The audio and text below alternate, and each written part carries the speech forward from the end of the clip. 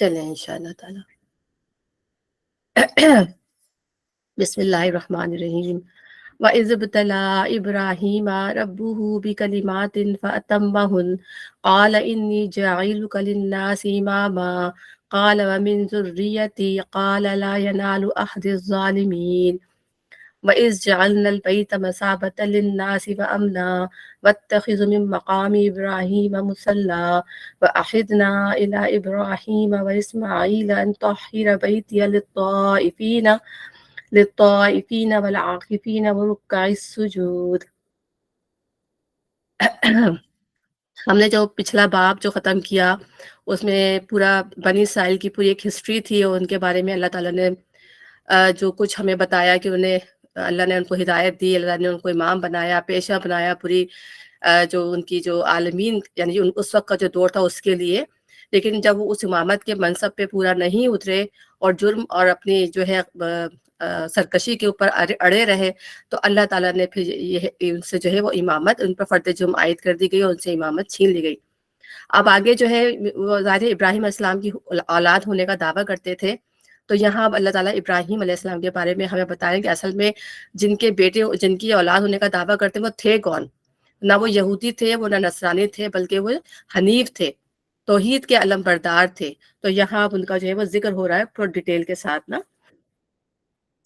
یاد کرو کہ جب ابراہیم کو اس کے رب نے چند باتوں میں آزمایا اور وہ ان سب میں پورا اتر گیا تو اس نے کہا میں تجھے سب لوگوں کا پیشوا بنانے والا ہوں. ابراہیم نے عرض کیا اور کیا میری اولاد سے بھی یہی وعدہ ہے؟ اس نے جواب دیا میرا وعدہ ظالموں سے متعلق نہیں ہے، اور یہ کہ ہم نے اس گھر کعبے کو لوگوں کے لیے مرکز اور امن کی جگہ قرار دیا تھا اور لوگوں کو حکم دیا تھا کہ ابراہیم جہاں عبادت کے لیے کھڑا ہوتا ہے اس مقام کو مستقل جائے نماز بنا لو. اور ابراہیم اور اسماعیل کو تاکید کی تھی، ایک منٹ سوری،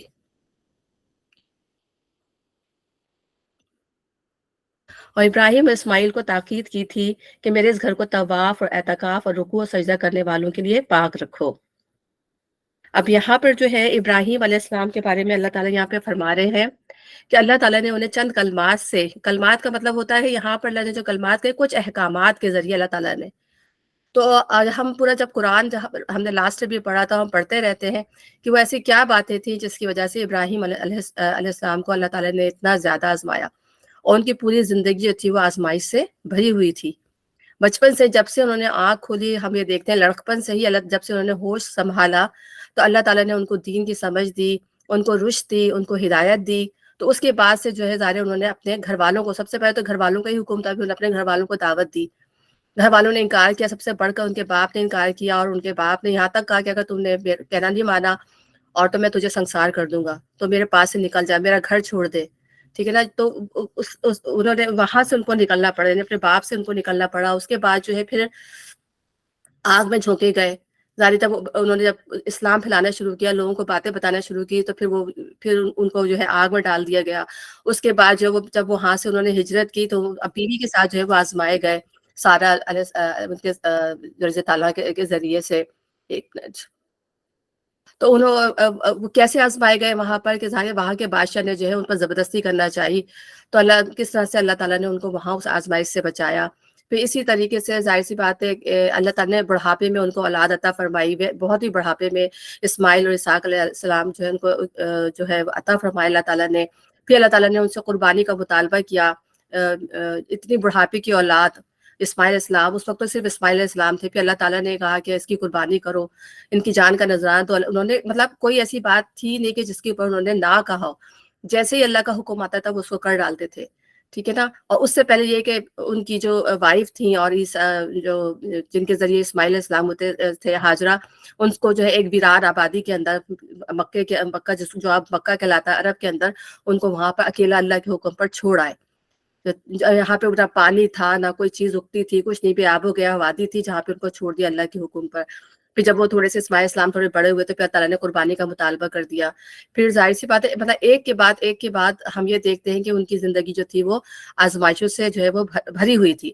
پھر جو نمرود کے ساتھ ان کا جو مکالمہ ہوتا ہے، نمرود کے سامنے وہ ڈٹ کر کھڑے ہو گئے. ان کے زمانے میں جو تھا وہ جو جیسے فرعون تھا اس طرح نمرود تھا ان کے زمانے میں، اس کے سامنے ڈٹ کر کھڑے ہو گئے، اس سے جو ہے کیا. اور جب اس نے اس کی بات نہیں مانی تو اس کے بعد اس نے حکم دیا کہ ان کو آگ میں جھونک دیا جائے. वहां से निकल कर फिर फलस्तीन गए। बस 3 लोग जो थे वो ईमान लेके आए थे, उनकी वाइफ सारा और इब्राहिम अलैहिस्सलाम और लूत अलैहिस्सलाम। तो इन 3 ने मिलकर जो है वो हिजरत की। तो ये मुख्तलिफ जो है हम जगह-जगह ये पढ़ेंगे कि किस वो पूरे वाक़यात आएँगे और हम देखेंगे कि वो किस तरीके से इब्राहिम अलैहिस्सलाम ने इन तमाम बातों को जो है वो पूरा किया। 1 मिनट ठहरिएगा। और वो इन सब में पूरा उतर गया तो उसने कहा मैं तुझे सब लोगों का पेशवा बनाने वाला हूँ। यानी इमामत या लीडरशिप जो है वो ऐसे नहीं मिल जाती। दुनिया में भी हम देखते हैं, अगर किसी को लीडरशिप जो कोई भी लीडरशिप के मनसब पे फ़ाइज़ होते हैं, उन्होंने अपनी एक स्ट्रगल की होती है। हमने बड़े-बड़े लोगों के बारे में सुना है कि वो जब दुनिया के लीडर बनते हैं, तो उसके पीछे एक पूरी हिस्ट्री होती है, कारनामा होता है। फिर ये तो पूरी दुनिया के पेशवा अल्लाह ताला ने उनको बनाया था और ऐसी-ऐसी आज़माइश थी कि शायद दुनिया में किसी के साथ ऐसी आज़माइशें ना आई हों। तो जब वो इन तमाम आज़माइशों में पूरा उतर गए, तो अल्लाह ताला ने उनको तमाम लोगों का पेशवा बना दिया। यानी उनकी दोनों ज़ुर्रियत को इस्माइल अलैहिस्सलाम को भी और इसहाक अलैहिस्सलाम के अंदर अल्लाह ने वो जो है अंबिया कराम रख दिए। तो इसहाक अलैहिस्सलाम के अंदर तमाम अंबिया आए, सब कहते हैं ना 1,24,000 अंबिया आए तकरीबन, तो ज़्यादातर अंबिया जो है वो इसहाक अलैहिस्सलाम की ज़ुर्रियत के अंदर आए और एक जो हमारे नबी सल्लल्लाहु अलैहि वसल्लम है वो इस्माइल अलैहिस्सलाम की ज़ुर्रियत में आए। तो अल्लाह ताला ने दोनों बेटों की ज़ुर्रियत के अंदर अल्लाह ताला ने प्रोफेटशिप रख दी। तो मैं तुझे सब लोगों का पेशा बनाने वाला हूँ। इब्राहिम ने अर्ज़ किया और क्या मेरी औलाद से भी यही वादा है? उसने जवाब दिया, यानी अल्लाह ने जवाब दिया, मेरा वादा ज़ालिमों से मुताल्लिक नहीं है।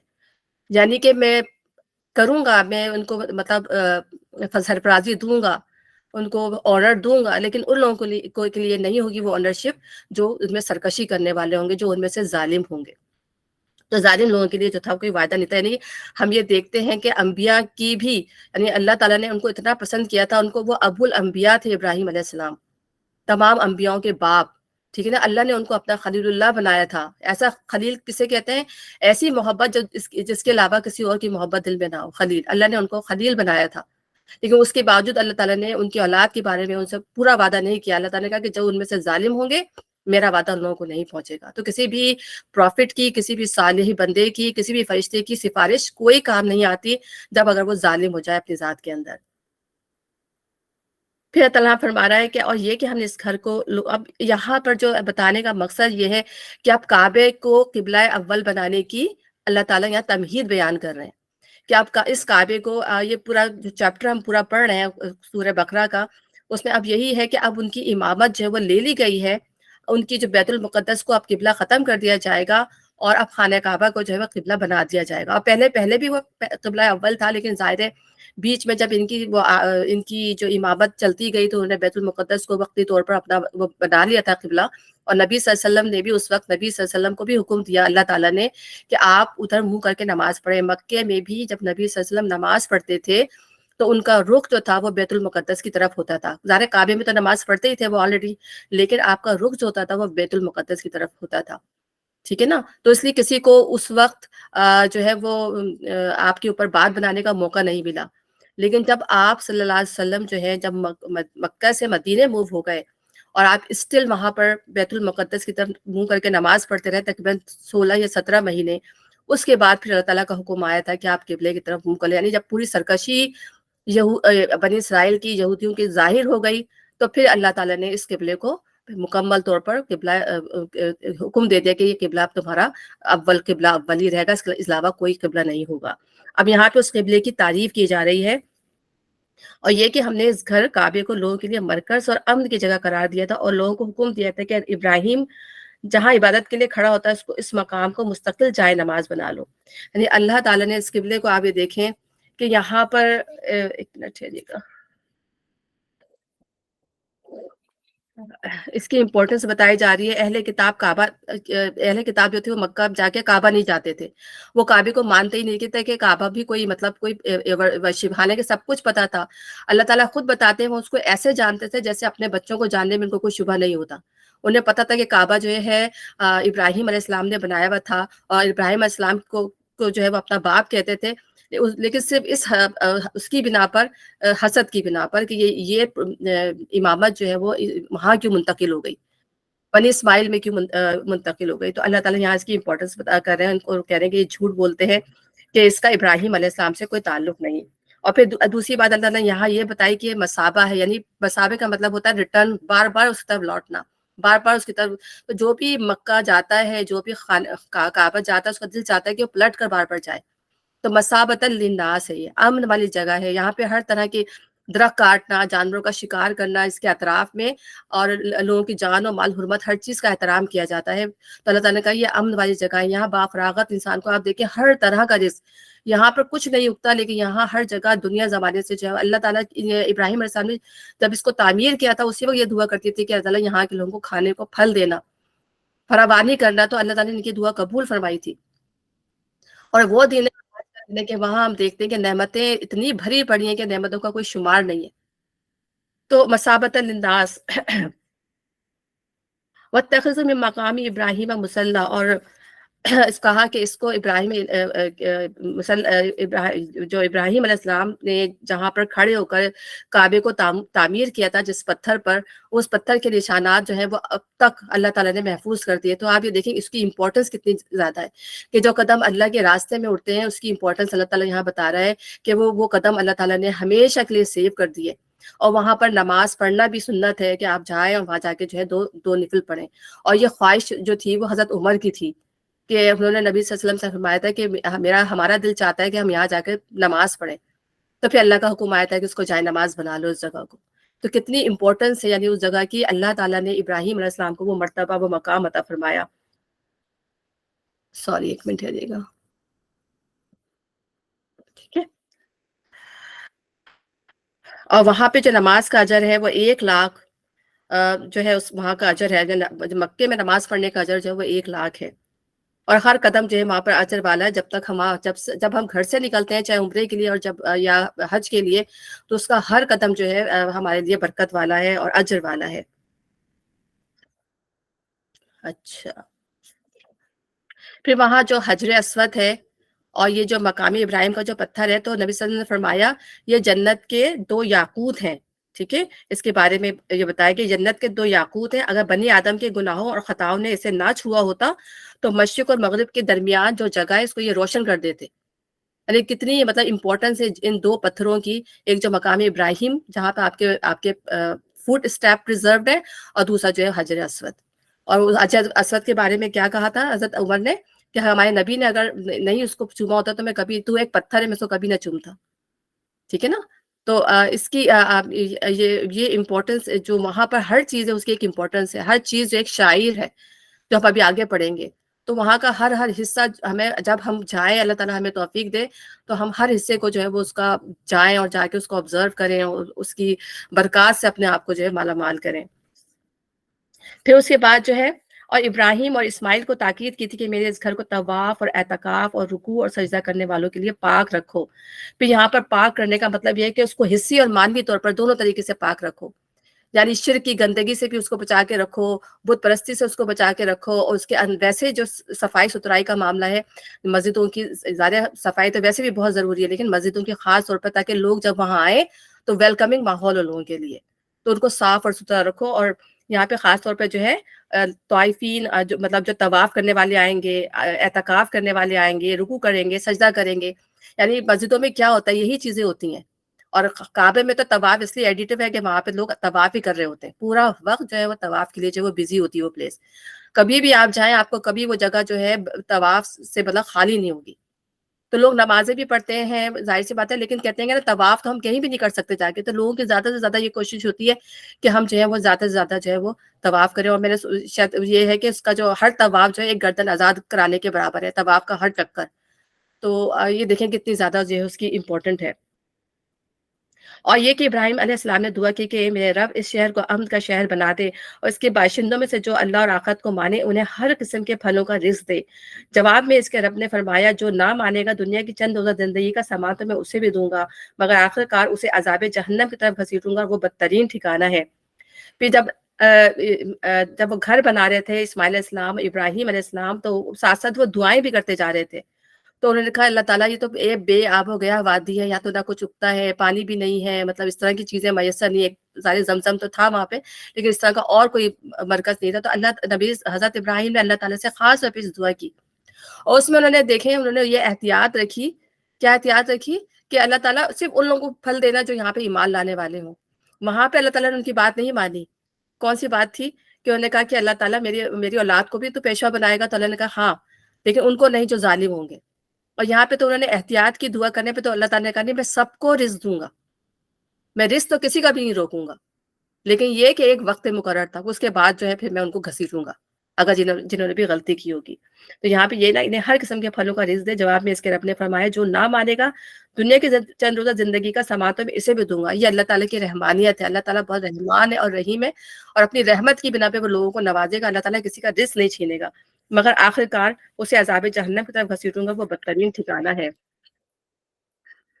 اور یاد کرو ابراہیم اور اسماعیل جب اس گھر کی دیواریں اٹھا رہے تھے تو دعا کرتے جاتے تھے اے ہمارے رب ہم سے یہ عبادت قبول فرما دے، تو سب کے سننے اور سب کچھ سننے والا، سب کچھ جاننے والا ہے.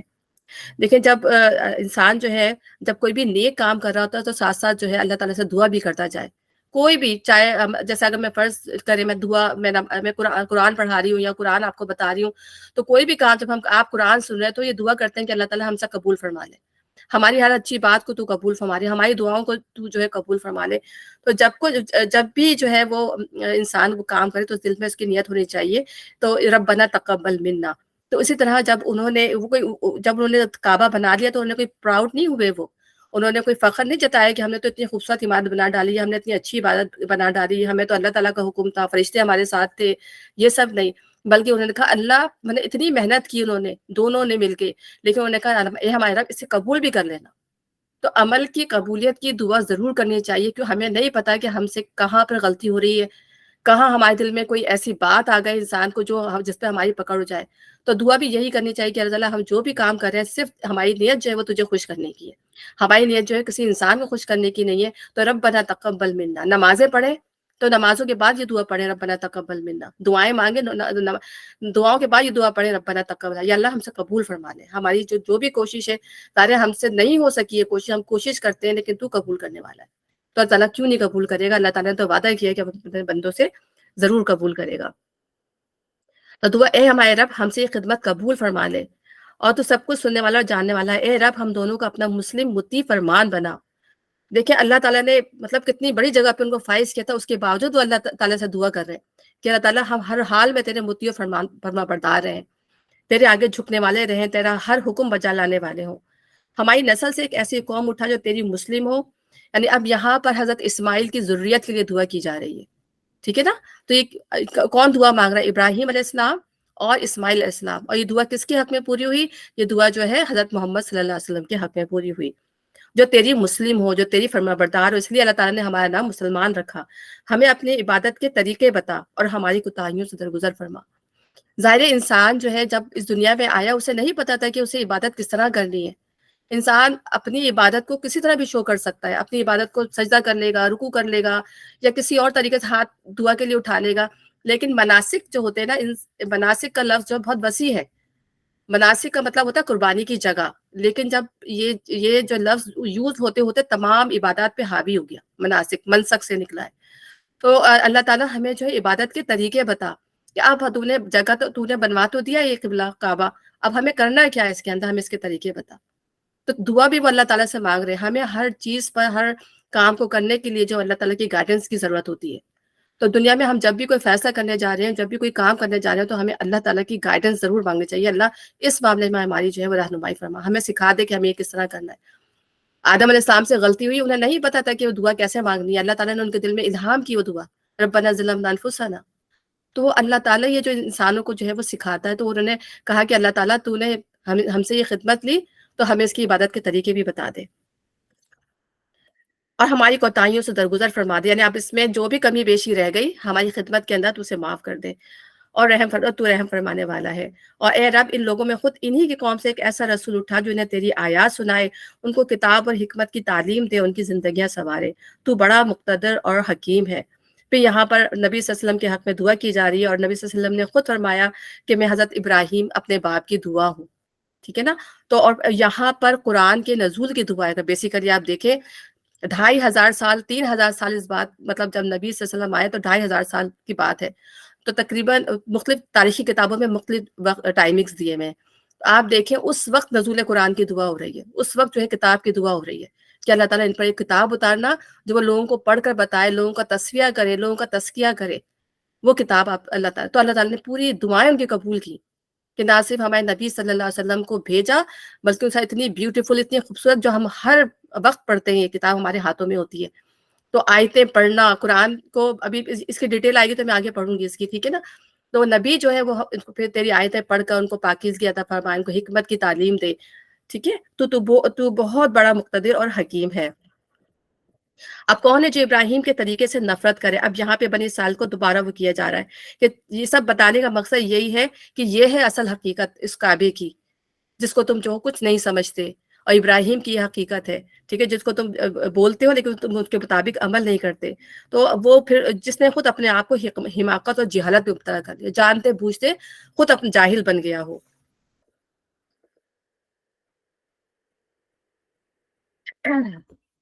ایک منٹ. اور اس کے سوا کون یہ حرکت کر سکتا ہے؟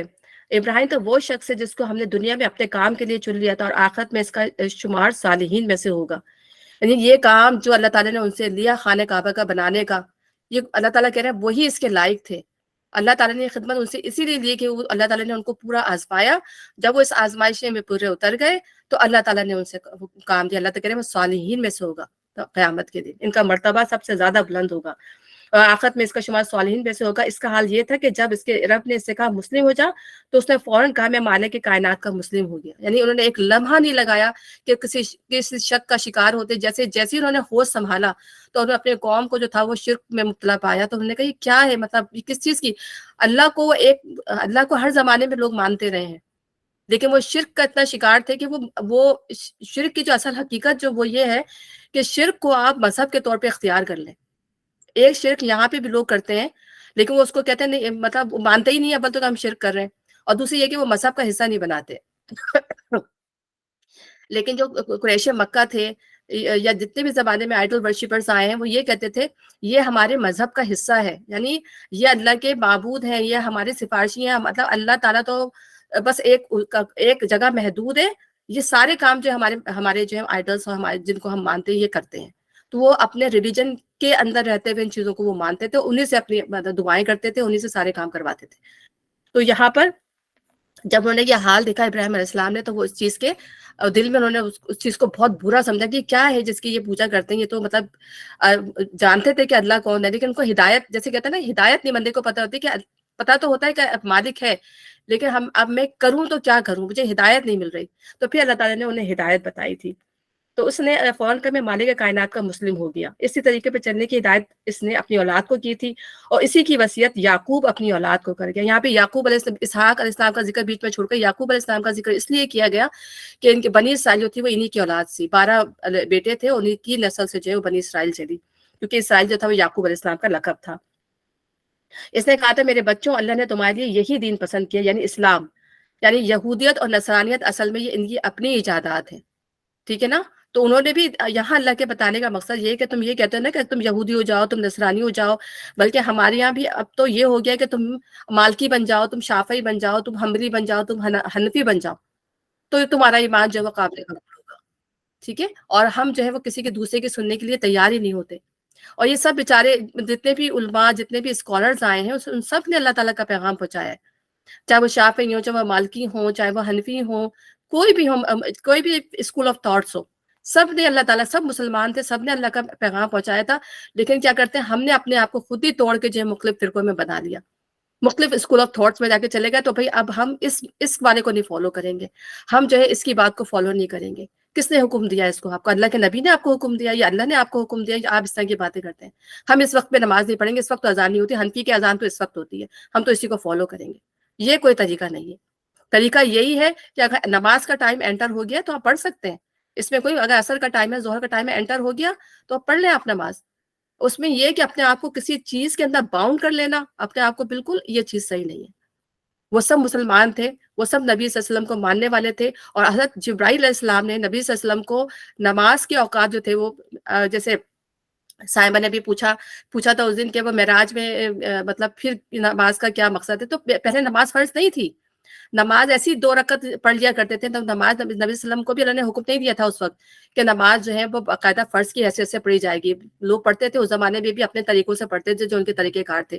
نہ کوئی طریقہ بتایا گیا تھا نماز کا، لیکن معراج پر پورے 5 نمازوں کی فرضیت دی گئی، اور پھر اس کے طریقہ جبرائیل علیہ السلام نے آ کے ایک ایک چیز بتائی کہ اس کو کس طرح کرنا ہے، کیا اس کے ٹائمنگز ہوئے تھے. تو اس کے اول ٹائمنگز بھی بتائے تھے، اس کے اینڈ آف ٹائمنگز بھی بتائے تھے کہ نماز کہاں پر شروع ہوگی اور نماز کہاں پہ ختم ہوگی.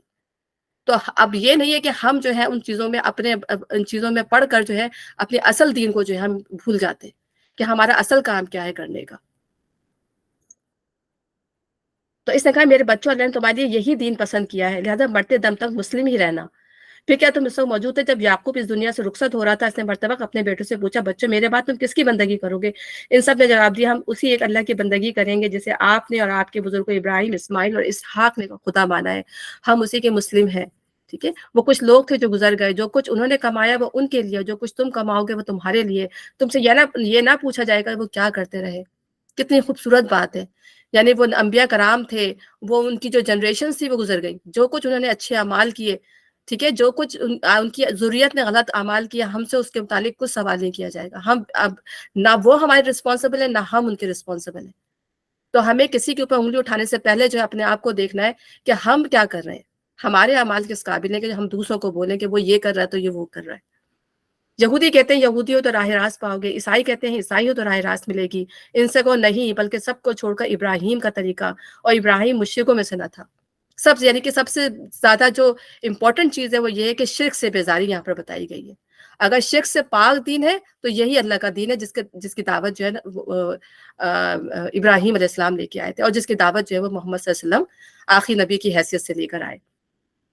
مسلمانوں کہو کہ ہم ایمان لائے اللہ پر، اس ہدایت پر جو ہماری طرف نازل ہوئی ہے، جو ابراہیم، اسماعیل، اسحاق، یعقوب اولاد یعقوب کی طرف نازل ہوئی تھی، جو موسیٰ اور عیسیٰ دوسرے تمام پیغمبروں کو ان کے رب کی طرف سے دی گئی تھی.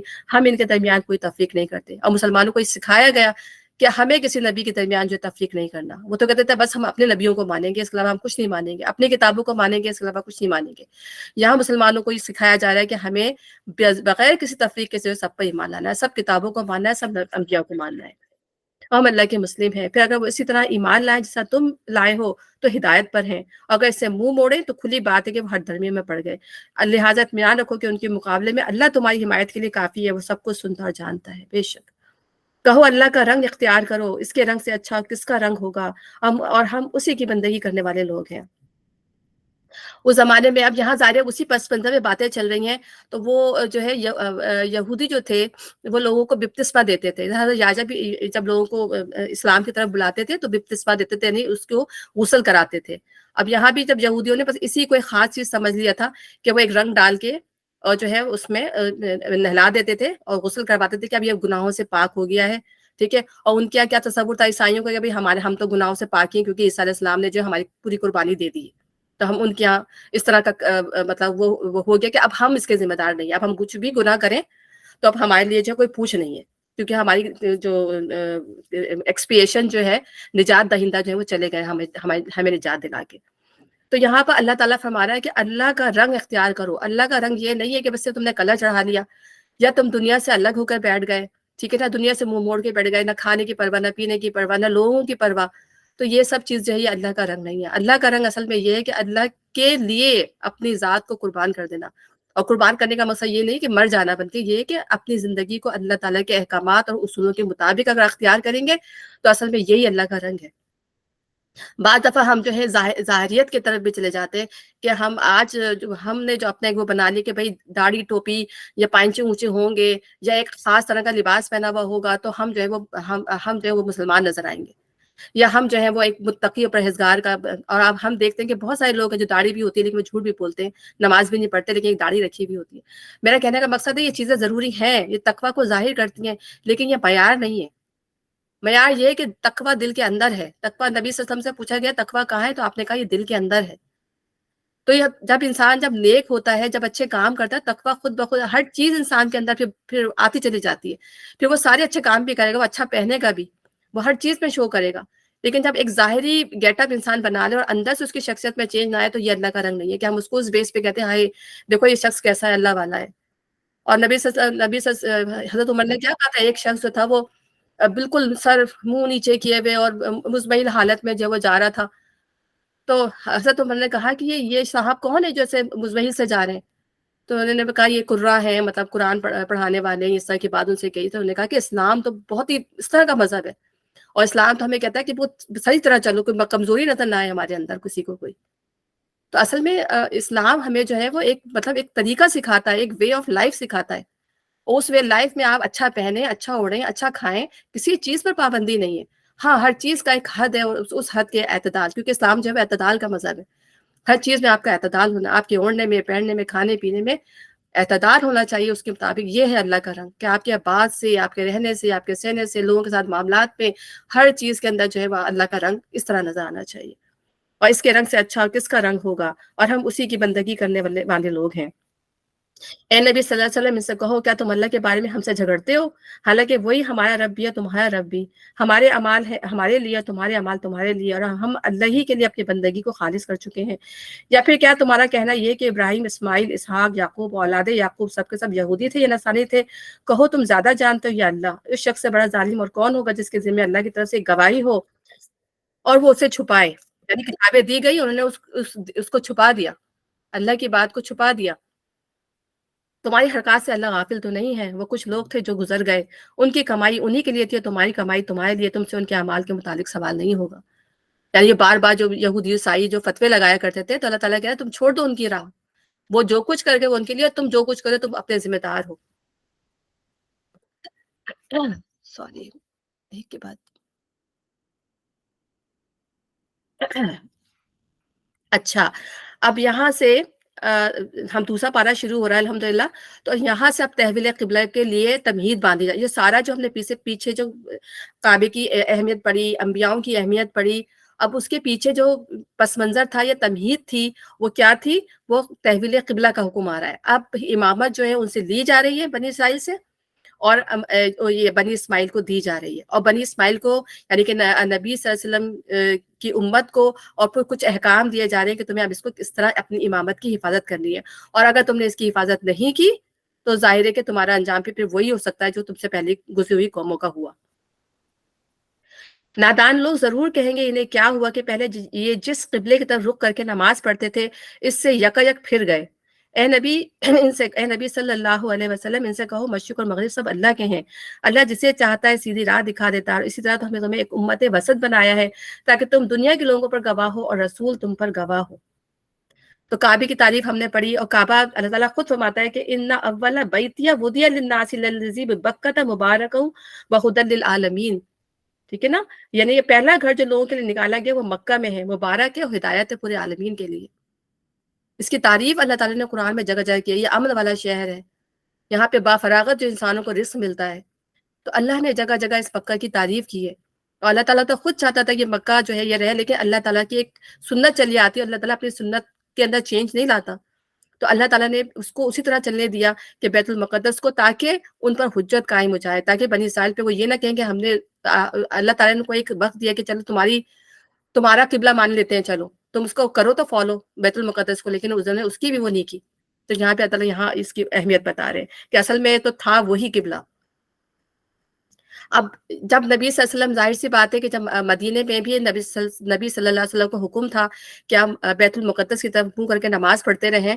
تو اب جب 16 یا 17 مہینے کے بعد اب تحویل قبلہ کا حکم آ رہا تھا، تو سب سے زیادہ جو اس کے اوپر تھا وہ یہودیوں کا تھا اور مشرکین کو تھا. کہ اب وہ کہتے تھے یہ نبی کو ہو کیا گیا؟ کبھی تو وہ کہتے ہیں کہ ادھر نماز پڑھو، کبھی کہتے ہیں وہ اس قبلے کی طرف نماز پڑھو. تو یہ ایک ایسی بحث تھی جو بہت عرصے تک چھڑی رہی، اور لوگ مسلمان جو تھے وہ ان بحث بازیوں میں بہت زیادہ پڑ گئے کہ وہ لوگوں کو جو ہے وہ، جیسے ہمارے یہاں بھی کوئی ایک ایسا معاملہ فروئی معاملات اٹھ جاتے ہیں، چھوٹی چھوٹی باتیں اٹھ جاتی ہیں، تو لوگ اس پہ اتنے انوالو ہوتے ہیں کہ اصل چیزوں کو بھول جاتے ہیں. تو یہ پس منظر میں آپ کو اس لیے بتا رہی ہوں کہ آگے کی جو آیت ہیں وہ اسی پس منظر میں آ رہی ہیں. ٹھیک ہے نا؟ تو نادان لوگ ضرور کہیں گے انہیں کیا ہوا کہ جس قبلے کی طرف رک کر کے نماز پڑھتے تھے اسے یکا پھر گئے. اے نبی ان سے کہو مشرق اور مغرب اللہ کے ہیں. یعنی اللہ تعالیٰ نے اپنے آپ کو کسی خاص جگہ کنفائن نہیں کیا ہوا. مکہ کو بنانے کا مقصد کیا ہے، یا مکہ کو جو ہے قبلہ مقرر کرنے کی وجہ کیا ہے؟ اس اے سینٹرلائز پلیس. ایک نظم اجتماعی بنانے کے لیے، ایک نظم کو برقرار رکھنے کے لیے ایک جگہ کی ضرورت ہوتی ہے، ایک رخ کی ضرورت ہوتی ہے، تاکہ تمام لوگ جو ہیں وہ اس کو فالو کریں. ٹھیک ہے نا. تو اللہ تعالیٰ نے اس کو سینٹرل پلیس بنایا تاکہ لوگ اس کے مطابق جو ہے وہ اپنے معاملات کریں، نماز پڑھیں تو اسی کی طرف ان کا منہ ہو. تو حالانکہ یہ ایک پتھر کی عمارت دیکھا جاتا ہے، ایک پتھر کی عمارت ہی ہے، لیکن اس کی امپورٹنس کیوں ہے کہ اس کو اللہ تعالیٰ نے قبلہ بنا دیا. حالانکہ اللہ ورنہ وہ پتھر سے زیادہ کی امپورٹنس نہیں ہے اس کی، لیکن اگر اللہ نے اس کو حکم دیا ہے کہ تم نے اس کی طرف رخ کرنا ہے تو تمہیں اس کی طرف رخ کرنا ہے. مطلب یہ کہ اللہ کا حکم ہے اور تمہیں اس سے سرتابی نہیں کرنی ہے. تو انہوں نے کہا کہ نہیں، ہم تو مطلب اپنے بیت المقدس کی طرف منہ کریں گے، ہم تو اس کو نہیں مانیں گے. اس چیز پہ وہ اڑ گئے. تو اللہ جسے چاہتا ہے سیدھی راہ دکھا دیتا ہے. اور اسی طرح ہم نے تمہیں امت وسط بنایا. دیکھیے امت وسط کے دو معنی ہوتے ہیں. ایک تو یہ کہ بیچ کی امت، یعنی کہ پچھلے جتنے بھی انبیاء آ گئے، ٹھیک ہے نا، اس کے بعد جو ہے امت مسلمہ آئی اور قیامت تک کے لیے جو ہے وہ یہ امت جو ہے وہ امت رہے گی. تو یہ بیچ کا جو ٹائم ہے نا، اس پورے بیچ کے ٹائم میں، یعنی فرض کریں 2000 سال وہ گزرے، 2000 سال بھی ادھر گزرے، تو بیچ کا جو ٹائم ہے یہ امت وسط کہلاتی ہے ہماری امت جو ہے. ٹھیک ہے. اور دوسری امت وسط اس لحاظ سے کہ یہ ماڈریٹ حکومت ہے، یعنی اس میں جو احکامات ہیں وہ سارے ماڈریٹ ہیں. آپ دیکھیں ہم جب یہودیوں کی تاریخ پڑھتے ہیں یا عیسائیوں کی تاریخ پڑھتے ہیں تو ہمیں پتہ چلتا ہے کہ ان کے احکامات، بعض احکامات ان کے بہت سخت تھے.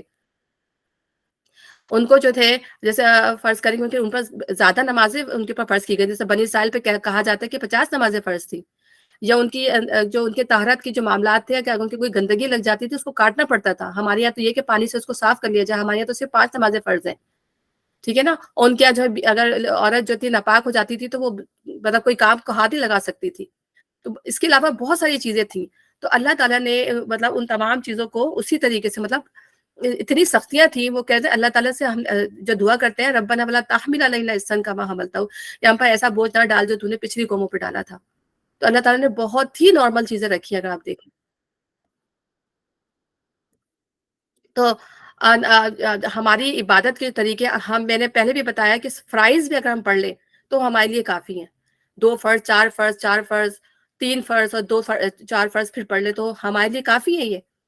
لیکن کیا ہوتا ہے، مطلب میں بتا رہی ہوں کتنا ہلکی چیزیں ہیں، کوئی اتنی مشکل چیز نہیں ہے. نوافل یا ایکسٹرا کوئی بھی کام کرنا یہ ہمارے پر فرض نہیں ہے. لیکن ہمیں کیا ہے، ہمیں اللہ کی خوشنودی چاہیے، ہمیں اچھی جنتیں چاہیے. اگر عام جنتیں چاہیے نا تو بس آپ اتنے کام کر لیں. عام جنتیں جس کو ایک نارمل جنت کہتے ہیں. لیکن انسان کی کیا آرزو ہوتی ہے کہ میں اس دن جو ہے مجھے اللہ تیری بہترین جنتیں چاہیے، جنت الفردوس چاہیے. تو پھر اللہ تعالیٰ کے لیے پھر وہ آگے سنت بھی پڑھتا ہے، پھر وہ نوافل بھی پڑھتا ہے، وہ روزے بھی رکھتا ہے، پھر ایکسٹرا روزے بھی رکھتا ہے، ایکسٹرا چیریٹی بھی کرتا ہے. تو یہ تمام چیزیں ایکسٹرا. اللہ تعالیٰ کہتے ہیں حل جزاء الاحسان الا الاحسان، کہ احسان کا بدلہ احسان کے سوا کیا ہوگا. جیسے ہمیں ابراہیم علیہ السلام کے معاملے میں بھی یہی ہے کہ ان کو احسان کا بدلہ احسان کے سوا کیا تھا جو ان کو دیا گیا، کہ ان کو پوری امت کا جو ہے وہ لیڈر بنا دیا گیا، کہ انہوں نے احسان کے درجے میں جو ہے وہ اپنے سارے کام کر کے دکھائے اللہ تعالیٰ کو. تو اللہ تعالیٰ کو وہ چیز پسند ہے. لیکن اللہ تعالیٰ نے انسانیت پر اتنا ہی بوجھ ڈالا ہے جتنا وہ کر لے. لیکن یہ 2 فرض نمازیں یا 4 فرض نمازیں بھی اتنی بھاری ہوتی ہیں کہ لوگ اس سے بھاگتے ہیں.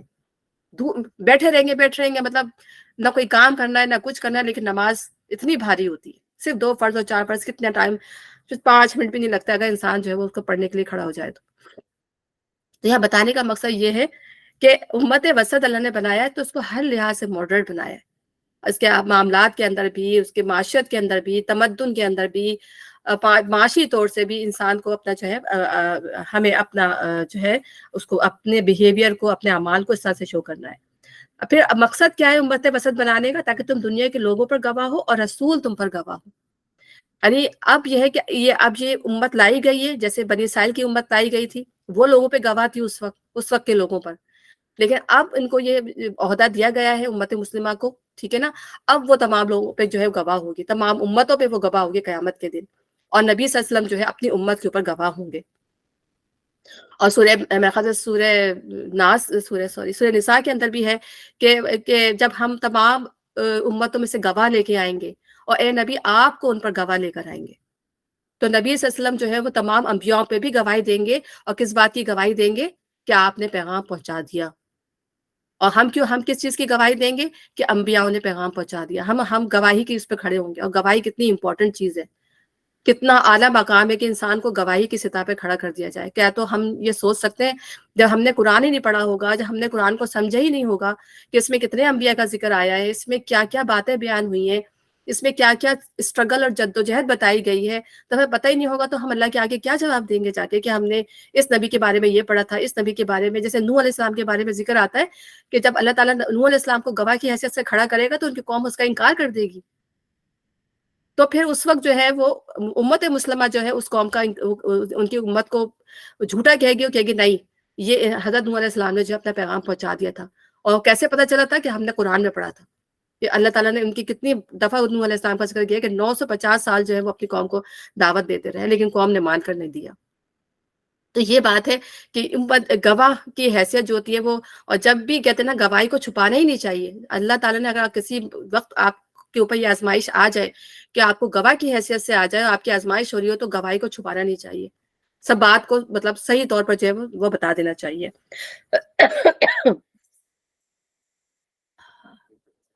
اس میں تھوڑا سا پڑھ بھی دیتی ہوں کہ امت وسط کا لفظ اس قدر وسیع معنویت اپنے اندر رکھتا ہے کہ کسی دوسرے لفظ سے اس کے ترجمے کا حق ادا نہیں کیا جا سکتا.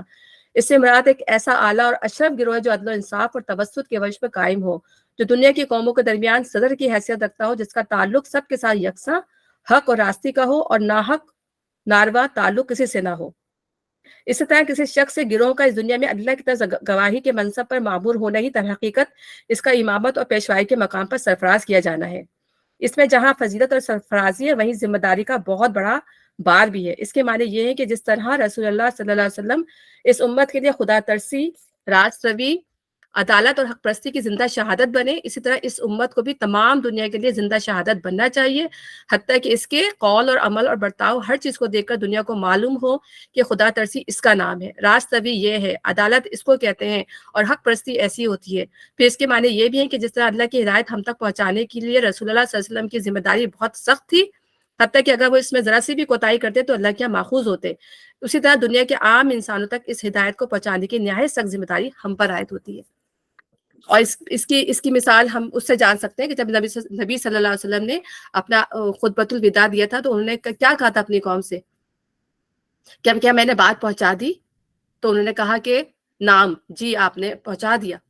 اور تو انہوں نے کہا کہ اب تم میں سے جو یہاں نہیں ہے وہ جو یہاں موجود ہیں تو جنہوں نے سنا ہے وہ ان لوگوں کو تک بات پہنچا دے جنہوں نے نہیں سنا. تو اب ظاہر ہے ہماری ذمہ داری کہ اگر ہم نے سن لیا ہے تو ہماری ذمہ داری یہ ہے کہ ہم اس کو آگے تک پہنچا دیں. اور میرا بھی مقصد جو میں یہاں ہوں، ظاہر میں تو یہ کہتی نہیں کہ میں عمل میں بہت اچھی ہوں، میں صرف یہ اپنا اس کو فرض سمجھ کے کرتی ہوں کہ اللہ تعالیٰ نے اگر تھوڑی بہت بھی سمجھ دی ہے تو میں جو اس کو اپنا فرض سمجھ کے جو آگے ٹرانسفر کر دوں.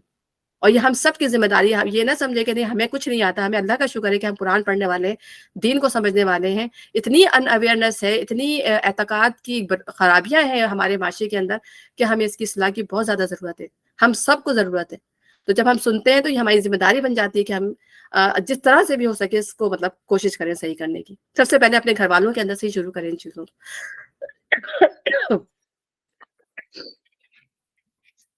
اچھا اب یہاں پر اللہ تعالیٰ باقاعدہ حکم دے رہے ہیں، ٹھیک ہے نا. پہلے جس طرح تم رخ کر کے کرتے تھے اس کو تو ہم نے صرف یہ دیکھنے کے لیے قبلہ مقرر کیا تھا کہ کون رسول کی پیروی کرتا ہے اور کون الٹا پھر جاتا ہے. تو اب یہ دیکھیں آپ کہ اللہ تعالیٰ نے اگر میں یہ بات پوچھ رہی تھی کہ اگر میں تھوڑا لمبا لے لوں اس کو تو آپ لوگ اویلیبل ہیں، سب کر لیں گے 10:30 11:30 تک. اچھا ٹھیک ہے. پہلے جس طرح تم رخ کرتے تھے تو اس کو ہم نے صرف دیکھنے کے لیے قبلہ مقرر کیا تھا کہ کون رسول کی پیروی کرتا ہے کون الٹا پھر جاتا ہے. یعنی اس قبلے کو اللہ تعالیٰ نے جب بیت المقدس کو قبلہ رکھا ہوا تھا تو اس میں مسلمانوں کی بڑی آزمائش تھی. ظاہر وہ تو کعبے کو ہی مانتے تھے، کعبے کے دل سے ان کی رسپیکٹ تھی، تو ان کی آزمائش تھی، ٹھیک ہے نا. اللہ تعالیٰ اور پھر جب اللہ تعالیٰ نے اس کو چینج کیا یعنی دوبارہ اس کو قبلہ اول بنا دیا، پہلے بھی قبلہ اول تھا، تو اللہ تعالیٰ نے اب یہودیوں کی اور کفار وغیرہ کی جو تھی وہ آزمائش تھی، ٹھیک ہے نا. تو دونوں طریقے سے آزمائش تھی. تو اللہ تعالیٰ یہی کہہ رہے ہیں کہ یہ معاملہ تھا تو بڑا سخت، مگر ان لوگوں کے لیے کچھ بھی سخت ثابت نہ ہوا جو اللہ کی ہدایات سے فیض یاب تھے. یعنی جن کو اللہ کی ہدایت مل جاتی ہے پھر اس کے لیے یہ معنی نہیں رکھتا کہ یہ مشرق ہے یا مغرب ہے، پھر اس کے لیے اللہ کا حکم جو ہے وہ سب سے بڑی بات رکھتی ہے کہ اللہ کا حکم کیا ہے، مجھے وہی کرنا ہے. اللہ تمہارے اس ایمان کو ہرگز ضائع نہ کرے گا. یقین جانو کہ وہ لوگوں کے حق میں نہایت شفیق اور رحیم ہے. یعنی لرؤوف الرحیم، رؤوف اور رحیم یہ دو اللہ تعالیٰ کی بہت بڑی بتا بھی کہہ رہے ہیں کہ رحمت کی وہ ہے. ایک تو رحیم ہے نا، اللہ کی رحمت ابدی ہے، اس کی شفقت ابدی ہے، اور रऊफ जो होता है वो उससे आगे बढ़कर है, शफकत यानी कि आप बहुत कहना राफा कहते हैं ना, बहुत हलीम, बहुत ही नरमी वाली मोहब्बत जो होती है। तो जब रहमत आती है, रहमत के बाद फिर रऊफ की जो है सिफत आती है। फिर क्या है, ये तुम्हारा मुंह का बार बार आसमान की तरफ उठना हम देख रहे हैं, लो हम उसी किबले की तरफ तुम्हें फेरे देते हैं जिसे तुम पसंद करते हो। मस्जिद हराम की तरफ रुख फेर दो, अब जहां कहीं तुम हो उसी की तरफ मुंह करके नमाज पढ़ा करो। तो नबी सल्लल्लाहु अलैहि वसल्लम को पता था कि अल्लाह ताला कुछ अरसे में हुक्म जरूर देंगे किबले को, जाहिर एक आजमाइश थी और नबी सल्लल्लाहु अलैहि वसल्लम को जिब्राइल इस्लाम के जरिए पता थी ये बात। तो लेकिन पता नहीं था कि कब ये आजमाइश कब खत्म होगी। तो बार बार जो है नबी सल्लम अल्लाह के हुक्म का इंतजार किया करते थे। तो यहाँ पर अल्लाह ताला उसी की बात बता रहे हैं। ये लोग जिन्हें किताब दी गई थी खूब जानते हैं कि तहवील किबला का यकुम उनके रब ही की तरफ से है और बरहक है, मगर इसके बावजूद जो कुछ ये कर रहे हैं, यानी अफवाहें फैला रहे हैं, लोगों को गुमराह कर रहे हैं, अल्लाह से गाफिल नहीं है। तो मैंने किताब के पास ख्वाह कोई निशानी ले आओ, मुमकिन नहीं कि तुम्हारे किबले की पैरवी करने लगे, और ना तुम्हारे लिए मुमकिन है कि इनके किबले की पैरवी करो, और इनमें से कोई गिरोह भी दूसरे के किबले की पैरवी के लिए तैयार नहीं है। और अगर तुमने इस इल्म के बाद जो तुम्हारे पास आ चुका है इनकी ख्वाहिशात की पैरवी की, तो यकीनन तुम्हारा शुमार जालिमों में से होगा। यानी कि मसलियत के तौर पर अगर ऐसा काम किया तो मसलियत के तौर पर भी वो कबूल नहीं किया जाएगा। जिन लोगों को हमने किताब दी वो इस मकाम को जिसे किबला बनाया गया ऐसा पहचानते हैं जैसे अपनी औलाद को पहचानते हैं, मगर इनमें से एक गिरोह चाहता है जानते बूझते हक को छुपा रहा है। ये कतई एक अमर हक है तुम्हारे रब की तरफ से, लिहाजा इसके मुतालिक तुम हरगिज किसी शक में ना पड़ो। हर एक के लिए एक रुख है जिसकी तरफ वो मुड़ता है, बस तुम भलाइयों की तरफ सबकत करो, जहां भी तुम होगा अल्लाह तुम्हें पालेगा, उसकी कुदरत से कोई चीज बाहर नहीं। यानी ये जो बहसबाजियां शुरू हो गई हैं किबले की तरफ, एक तूफान मचा हुआ था और मुसलमान जो थे उनका जो असल जो पॉइंट था वो हट चुका था उस चीज से। तो अल्लाह ताला कह रहे हैं कि असल में ये मकसद नहीं है कि जो हमने तुम्हें हुक्म दिया है तो अब तुम उसके ऊपर बहसबाजियां शुरू कर दो, हुक्म है मान लो। और असल चीज क्या है, नेकियों में सबकत करो, उसको अपने हाथ से ना छोड़ो। उस दामन को, ये तुम्हारे अच्छे काम जो तुम कर रहे हो, इस्लाह का काम कर रहे हो, उस काम को, दावत दीन का काम कर रहे हो, उस चीज को अपने हाथ से जाने ना दो। इस्लाह का काम जो है वो अपने हाथ से जाने ना दो। तुम्हारा गुजर जिस मकाम से भी है वहीं से अपना रुख नमाज के वक्त मस्जिद हराम की तरफ फेर दो, क्योंकि तुम्हारे रब का बिल्कुल बरहक फैसला है। यानी कि सफर में भी और हजर में भी, यानी सफर का मतलब है कि आप बाहर कहीं पर भी हैं और घर के अंदर भी हैं, दोनों हाल में आप जब भी नमाज का टाइम हो हमने अपना रुख जो है वो काबे की तरफ करना, और सफर में भी पूरी कोशिश करनी है कि हम अपना पूरी अंदाजा लगा के जो है सही रुख पर जो है नमाज पढ़े। क्योंकि और क्यों इसका हुक्म बार बार अल्लाह ताला ने दिया, क्यों उसको रिपीट किया है, ताकि लोगों को हमारे खिलाफ कोई हुज्जत ना मिल सके। अभी भी बहुत सारे लोग होते हैं, अगर मैं अक्सर स्कूलों में नमाज पढ़ने के जाती हूँ, अरे कहीं भी पढ़ लो कोई मसला नहीं है, कहीं भी पढ़ लो कोई मसला नहीं, अल्लाह माफ करने वाला नहीं। क्यों आप हम हर मामले में जो है कोताही करें? आप अपनी पूरी कोशिश करें, कंपास आपके पास होता है, पूरी कोशिश करें। मतलब बाद लोग तो मुझे कहते हैं क्या परेशान हो रही है, जैसा भी मुंह करके पढ़ लो, तो इसे स्कूल है। मैंने कहा नहीं, किबला बहुत जरूरी है, किबले की इंपॉर्टेंस। अब हमें यहाँ पता चल रहा है कि किबले की इंपॉर्टेंस कितनी ज्यादा, जिस चीज का हुक्म अल्लाह 3-3 4-4 बार दे रहे हैं। हाँ, फिर अगर ये कि पूरी कोशिश के बावजूद आपसे चीजें नहीं मैनेज होती, फिर आप जो है फिर अंदाजा करके नमाज पढ़ लें। लेकिन कोशिश ये करें ताकि लोगों को हुज्जत ना मिले हमारे खिलाफ।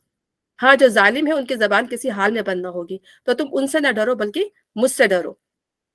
अब यहाँ तुम अल्लाह ताला बताया तुम उनसे ना डरो बल्कि मुझसे डरो, तो उसके लिए ये कि एक तो ये 3 चीजें हैं उसके लिए, ताकि तुम मुझसे डरो क्यों? ताकि तुम ये काम अल्लाह के लिए कर रहे हो और लोगों पर, तुम्हें लोगों को मतलब तुम्हारे खिलाफ कोई हिज्जत ना मिले। दूसरी बात ये कि मैं अपनी नेमत तुम पर पूरी कर दूं। कौन सी नेमत? इमामत की नेमत, यानी जो लीडरशिप में तुम्हें सौंप रहा हूँ वो नेमत मैं तुम पर पूरी कर दूं। और दूसरी ये कि तुम फलाह का रास्ता पाओ। तो अल्लाह मतलब इन चीजों को पाने के लिए अल्लाह से डरना, अल्लाह का खौफ रखना, अल्लाह के हुक्म की पैरवी करना बहुत जरूरी है। फलाह पाने के लिए तकवा अल्लाह ताला का इख्तियार करना कितना जरूरी है। तो ये 3 चीजें अल्लाह ताला कह रहे हैं कि तुम उनसे न डरो, मुझसे डरो। इससे तवक्का है कि मेरे हुक्म की पैरवी से तुम इस तरह फलाह का रास्ता पाओगे। जिससे तुम्हें इस चीज से फलाह नसीब हुई है कि मैंने तुम्हारे दरमियान खुद तुम में से एक रसूल भेजा जो तुम्हें मेरी आयात सुनाता है, तुम्हारी जिंदगियों को संवारता है, तुम्हें एक किताब और हिकमत की तालीम देता है और तुम्हें वो बातें सिखाता है जो तुम नहीं जानते थे। देखिए यहाँ पर अब पहले भी ये बात आई थी, मैंने कहा था आगे भी बताऊंगी कि पहली बात तो ये कि कुरान के 4 हक हैं, उसको पढ़ना, उसको समझना, उसको अपने ऊपर अप्लाई करना और दूसरों तक पहुंचाना। ठीक है ना? तो ये 4 हक है, ये हमें अदा करना है और नबी सल्लल्लाहु अलैहि वसल्लम की भी यही जिम्मेदारी थी। दूसरी बात ये यहाँ पर अल्लाह ने क्यों यह बताया है कि जब हम देखते हैं तौरात को, इंजील को, ज़बूर को, तो हम ये देखते हैं कि तौरात जो थी अल्लाह ताला ने जो दी थी वो पूरी शरीयत थी, उसमें अहकाम थे सारे। ठीक है ना? उसके आप इस तरह ये करना है, इस तरह ये करना है, इस तरह ये करना है। हमने 10 कमांडमेंट्स जो अभी हम पीछे पढ़ के गए हैं सूरह बकरा की जो शुरू की आयत में हमने 10 कमांडमेंट्स पढ़े उसके अंदर। تو یہ تختیوں پہ لکھ کر ان کو دی گئی تھی، شریعت تھی. اور جب ہم انجیل کو دیکھتے ہیں تو انجیل میں ساری حکمتیں ہیں، اخلاقیات ہیں، ٹھیک ہے، زندگی کیسے گزارنی ہے اخلاقیات کے اصولوں پر. جب ہم زبور کو دیکھتے ہیں تو زبور پہ اللہ کی حمد اور تعریف ہے، بے انتہا تعریف ہے. وہ کہتے ہیں جب زبور پڑھتے تھے تو پرندے تھے، پانی کے چشمے اور کیا کہتے ہیں پہاڑ جو وہ ان کے ساتھ ہم آہنگی کرتے تھے، اتنی تعریف تھی اس کے اندر. تو جو بھی اللہ نے ان کے اندر کتابیں اتاری تو اس میں ایک حصہ تھا، لیکن قرآن کی یہ یونیکنیس ہے کہ قرآن ان سب کا مجموعہ ہے. یہ قرآن کی تعریف ہے کہ قرآن میں شریعت بھی ہے، تو قرآن میں حکمت بھی ہے، قرآن میں اللہ کی ثنا بھی ہے، قرآن میں دعوت دین بھی ہے، قرآن میں انذار بھی اور بشارت بھی ہے. کتنی خوبصورت یہ کتاب ہے. دیکھیں مطلب مسئلہ یہ کہ ہم اس کو پڑھنے والے بنے، اس کو سمجھنے والے بنے، مسئلہ سارا یہ. تو آیات پڑھنے کا مطلب یہ کہ آیات کو پڑھ کر سنانا کتنی امپورٹنٹ چیز ہے، کہ ہمیں ایک دوسرے کو سنانا چاہیے، ایک دوسرے کے سامنے ہمیں ڈسکشن کرنی چاہیے. ہمیں قرآن کے لیے اپنے بیٹھ کے جو ہے آپس میں ڈسکشن کرنا چاہیے. ضروری نہیں کہ اگر میں آپ کو بتا رہی ہوں تو یہی میرا وہ ہے، نہیں، ہم آپس میں بیٹھ کے بھی ڈسکشن کر سکتے ہیں. کسی آیت پہ لے کر جو ہم آپس میں ڈسکس بھی کر سکتے ہیں. آیتیں پڑھنے سے مراد یہ بھی ہے کہ اس کے بارے میں غور و فکر کریں. اور یہ جو اس کے بارے میں یہ کہ سورہ بقرہ، سورہ توبہ تک، میرا خیال ہے سورہ انفال تک 7 لمبی صورتیں ہیں. اور اس کے بارے میں کہا جاتا ہے کہ اگر کوئی ان تمام 7 صورتوں کا عالم بن گیا، وہ سب سے بڑا عالم ہے، جس نے ان کو سیکھ لیا، ان 7 بڑی صورتوں کو. تو میرا بھی ابھی فوکس یہ ہے کہ اگر ہمارا قرآن نہیں بھی ختم، لیکن ان 7 بڑی صورتوں پہ ہمارا فوکس رہے، کہ جنہوں نے اس کو سمجھ لیا وہ جو ہے وہ بڑا عالم بن گیا. اور نبی کریم کے زمانے میں بڑی قدر کیا، صحابہ کرام اس کی بہت قدر کرتے تھے، جو ان 7 صورتوں کو جو ہے وہ سیکھ لیا کرتا تھا، پڑھ لیا کرتا تھا، سمجھ لیا کرتا تھا. کتاب کی تعلیم. اب پھر یہاں پہ زندگیوں کو سنوارتا ہے، یعنی کہ تزکیہ، اخلاق سنوارنا. مطلب قرآن جب پڑھے گا بندہ، چینجز آتی ہے انسان کے اندر، انسان پہ ڈرتا ہے کوئی غلط کام کرتے ہوئے. آپ کہتا ہے تو میں نے پڑھ لیا، یہاں مجھے یہ کام کرتا ہے، تو پھر اس کو سوچتا ہے کہ یار میں غلط تو نہیں کر رہا، یہ مجھ سے کچھ، یہ میں نے جھوٹ تو نہیں بول دیا، کبھی میں نے یہ تو نہیں کر دیا. تو انسان پہ قدم قدم پہ سوچنے لگ جاتا ہے. یہ ہے پیوریفیکیشن اصل میں، کہ انسان ہر غلط کام کرتے ہوئے جو ہے وہ دیکھے گا کہ میں نے یہ صحیح کیا ہے کہ غلط کیا ہے. تزکیہ کرنا قرآن کے. پھر کتاب کیا ہے؟ شریعت. اور حکمت کیا ہے؟ وہ اخلاقیات جو ہم بار بار پڑھتے ہیں. اللہ نے کتنے اخلاقیات سکھائے جو ہم ابھی آگے بھی پڑھیں گے. بر کیا ہے؟ ابھی آیت بر بھی اسی کے اندر ہے، ابھی ہم پڑھیں گے. بہترین آیت قرآن کی، پوری اللہ تعالیٰ نے دین سمو دیا اس آیت کے اندر. تو یہ چیزیں جو ہے اللہ تعالیٰ نے اس قرآن کے اندر جو ہے وہ کر دی ہیں. اور یہی چیز ہمارے نبی صلی اللہ علیہ وسلم نے آگے کیا. اور کتنا مدینے کی ریاست جو تھی وہ ایک بے مثال ریاست تھی. اللہ تعالیٰ کہہ رہے ہیں کہ تم لوگوں کے دل جوڑ ہی نہیں سکتے تھے، جو اللہ نے اپنی رحمت سے لوگوں کے دل جوڑے، جو ٹوٹے ہوئے دل تھے. تو کس طرح وہ دل جڑ گئے؟ اس قرآن کے ذریعے. وہ تم نہ جانتے تھے، لہٰذا تم مجھے یاد رکھو، میں تمہیں یاد رکھوں گا. تو ان چیزوں کے لیے ضروری ہے کہ ہمیں اللہ تعالیٰ کو یاد کرنا ہے، اللہ تعالیٰ کو ریممبر کرنا، چلتے پھرتے اٹھتے بیٹھتے قرآن پڑھ کے اپنے لوگوں سے ڈیل کرتے ہوئے ہر چیز سے ہمیں اللہ تعالیٰ کو یاد رکھنا ہے. اور میرا شکر ادا کرو، اس نعمت پر شکر مناؤ کہ میں نے تمہیں یہ قرآن عطا کیا ہے. قرآن میں ابھی آگے بھی آئے گا کہ خوشیاں مناؤ اس پہ کہ تمہیں اللہ تعالیٰ نے تم پہ یہ قرآن نازل کر دیا. ریجوائز ہو جاؤ، یہ قرآن ایسی چیز ہے. لیکن ہم سب سے زیادہ اسی کو پڑھ کے ہم بور ہو رہے ہوتے ہیں. 2 صفحے پڑھتے ہیں اور بوریت شروع ہو جاتی ہے ہم سے. 1 گھنٹہ سنتے ہیں، ہمارے پر بوریت طاری ہو جاتی ہے، نیند آنے لگ جاتی ہے. وہ ہے سب کا حال. میرا بھی ہے، میں بھی درس میں بیٹھتی ہوں تو مجھے آدھا گھنٹہ پونے گھنٹے میں سستی آنا شروع ہو جاتی ہے. مطلب یہ بتا رہی ہوں کہ وہ کیفیت نہیں ہے ہمارے اندر. میرا شکر کرو، کفران نعمت نہ کرو. یعنی اللہ تعالیٰ نے جو نعمت تمہیں عطا کی ہے قرآن کی، کفران نعمت یہی ہے کہ ہم اس کا حق ادا نہ کریں. یہ 4 حق جو ہمیں دیے ہیں، تو کفران نعمت ہے کہ ہم یہ حق ادا نہیں کریں گے. اور کفران نعمت دوسری چیزوں کے بھی جو اللہ تعالیٰ نے جو بھی نعمت ہمیں دی ہے، ہم ان کا شکر ادا کرنے والے بن جائیں اللہ تعالیٰ کے. اے لوگوں جو ایمان لائے ہو، صبر اور نماز سے مدد لو، اللہ صبر کرنے والوں کے ساتھ ہے. اب یہاں اللہ تعالیٰ ظاہر ہے یہ ہمیں پورا پس منظر رکھنا چاہیے کہ اس پس منظر میں جو ہے نازل ہو رہی ہیں. اچھا دیکھیں یہ جو ہے نا، میں بیچ میں انٹرپٹ ہو رہی ہوں، کہ اگر ہمارا یہ ختم ہو جاتا ہے، کیونکہ میں نے اس میں 11:15 کا ڈالا ہوا تھا، تو میں جو نا واٹس ایپ کال کروں گی، تو پھر آپ لوگ واٹس ایپ کال پہ اٹینڈ کر لیں گے سب. کیونکہ ظاہر ہے میں نے تو 9 بجے شروع کرنا تھا، لیکن مجبوری کی وجہ سے میں نے 10 بجے شروع کیا. تو میں آپ کو اس لیے ابھی پہلے یہ بات بتا رہی ہوں کہ پھر میں واٹس ایپ کال کر لوں گی، تو آپ لوگ واٹس ایپ پہ آ جائیے گا. ٹھیک ہے جی انشاءاللہ. انشاءاللہ. اچھا اے لوگوں جو ایمان، صبر اور نماز سے مدد لو. اچھا اس کا پس منظر میں آپ کو یہی بتا رہی ہوں کہ یہ مسلمانوں، اس زمانے کے مسلمانوں کے لیے جن حالات سے، جن مشکلات سے وہ دوچار تھے، ٹھیک ہے نا، ان کی خاص طور پہ آپ دیکھیں بار بار صبر کا، بار بار نماز کا، بار بار اللہ تعالیٰ جو ان کو ثابت قدمی کا ٹھیک ہے نا، حکم دے رہا ہے اس لیے کہ وہ حالات جب نبی کے ساتھ جو بھی لوگ ہوتے ہیں نا ان کی آزمائش جو ہے وہ بہت سخت ہوتی ہے. ہم دیکھتے ہیں ہم تو بہت مزے سے اپنی زندگی گزار رہے ہیں، ذرا سا بھی ہم قرآن پڑھ لیتے ہیں، لوگوں کو بتا دیتے ہیں، ہم سمجھتے ہیں ہم نے بہت بڑا کام کر لیا. یا ذرا سے بھی مشکل آتی ہے اگر ہم اس کو فیس کر لیتے ہیں، ہم کہتے ہیں ہم نے بہت بڑا کام کر لیا. لیکن اس وقت وہ جن حالات سے گزر رہے تھے، ایک کوئی وقت ایسا نہیں آتا تھا جب وہ کسی ایک مشکل سے نکل کے دوسری مشکل کا شکار نہ ہوتے ہوں. تو اس میں اللہ تعالیٰ ان کو بار بار صبر کا، ان کو نماز کا حکم دے رہا ہے. اور نماز بھی یہ کوئی عام نماز نہیں، جو فرض نماز ہے وہ تو پڑھنی ہی پڑھنی ہے. مدد لینے کا مطلب یہ ہے کہ ایکسٹرا نمازوں سے، تہجد سے، اللہ تعالیٰ نے جبھی نبی صلی اللہ علیہ وسلم کے اوپر تہجد کی نماز جو تھی وہ ایک ایکسٹرا نماز دی تھی کہ آپ نے یہ پڑھنی ہے، کہ اللہ کے کام کو لے کر چلنے کے لیے، اللہ کے راستے میں ثابت قدمی کے لیے اس کی نماز کی بہت ضرورت ہے، ایکسٹرا کاموں کی بہت ضرورت ہے. اس کے بغیر مدد نہیں ملے گی. جلدی سے 2 فرض پڑھ لیے بس نہیں. اللہ تعالیٰ کو ہماری جد و جہد دیکھنی ہے، ہماری کوشش دیکھنی ہے کہ ہم اللہ تعالیٰ سے کتنی محبت کرتے ہیں، ہم اس کے راستے میں کتنا زیادہ اپنے آپ کو کھپا سکتے ہیں. یہ اللہ نے دیکھنا ہے. ہمیں جنت تو ایسے تو نہیں مل جائے گی، اللہ کہے تم ایسے تو جنت میں داخل نہیں ہو جاؤ گے. جنت ہم اللہ تعالیٰ سے تقاضا کرتے ہیں کہ ہمیں بہت اچھی مل جائے، لیکن ہم اللہ تعالیٰ کے لیے جو ہے اس کا کرنے کے لیے تیار نہیں، جس طرح وہ ہم سے تقاضا کرنا چاہتا ہے، تقاضا کرتا ہے ہم سے. تو یہی اللہ تعالیٰ. اور صبر، اپنے آپ کو ہولڈ کر لینا، ہر مشکل کے اندر، ہر پریشانی کے اندر اپنے آپ کو ہولڈ کر لینا. نبی صلی اللہ علیہ وسلم نے کیا فرمایا کہ جو مشکل کے وقت، پریشانی کے وقت اپنے منہ گال پیٹے، اپنے کپڑے پھاڑے، وہ ہم میں سے نہیں ہے. یا یہ مسلمانوں کی روش نہیں ہے کہ مشکل وقت میں جو ہے وہ اپنے طرز عمل کو اس طرح سے ظاہر کرے. مسلمان کا تو اللہ تعالیٰ نے رکھا ہی ہے کہ وہ صبر سے، انما یوفی الصابرون اجرهم بغیر حساب، کہ وہ سورہ زمر میں ہے نا کہ صابروں کو ان کا اجر بے حساب دیا جائے گا.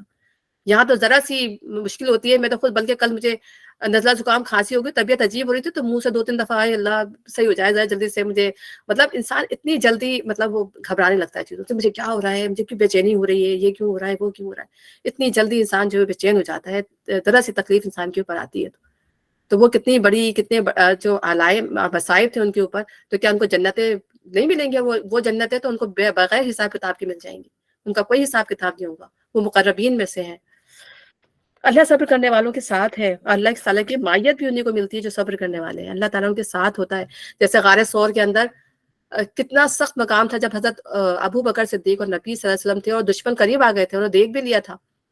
اور حضرت ابو بکر کا تو خوف کا یہ عالم تھا کہ بس کہتے اب ہم نے پکڑے گا، اب ہم پکڑے گا. تو نبی صلی اللہ علیہ وسلم نے کیا کہا تھا؟ اللہ ہمارے ساتھ ہے. تو انسان کو جب یہ آسرا ہوتا ہے کہ اللہ ہمارے ساتھ ہے، تو پھر انسان کے لیے صبر کرنا بہت آسان ہو جاتا ہے. ان للہ و انا الیہ راجعون. آپ دیکھیں جب انسان پڑھتا ہے، جب کوئی مشکل آتی ہے تو کتنا سکون ملتا ہے اس کو پڑھ کے کہ اللہ یہ دنیا آزمائش ہے، ہم تیرے ہی ہیں اور ہمیں تیری طرف لوٹ کر جانا ہے. تو یہ انسان کو جو ہے وہ سکون دیتی ہے انسان کے دل کو. اللہ نے دیکھیں قرآن کے اندر یہ آیتیں ہمارے لیے نازل کی ہیں کہ ہم اس کو پڑھیں اور اپنے دل کو جو ہے سکون میں ڈالیں.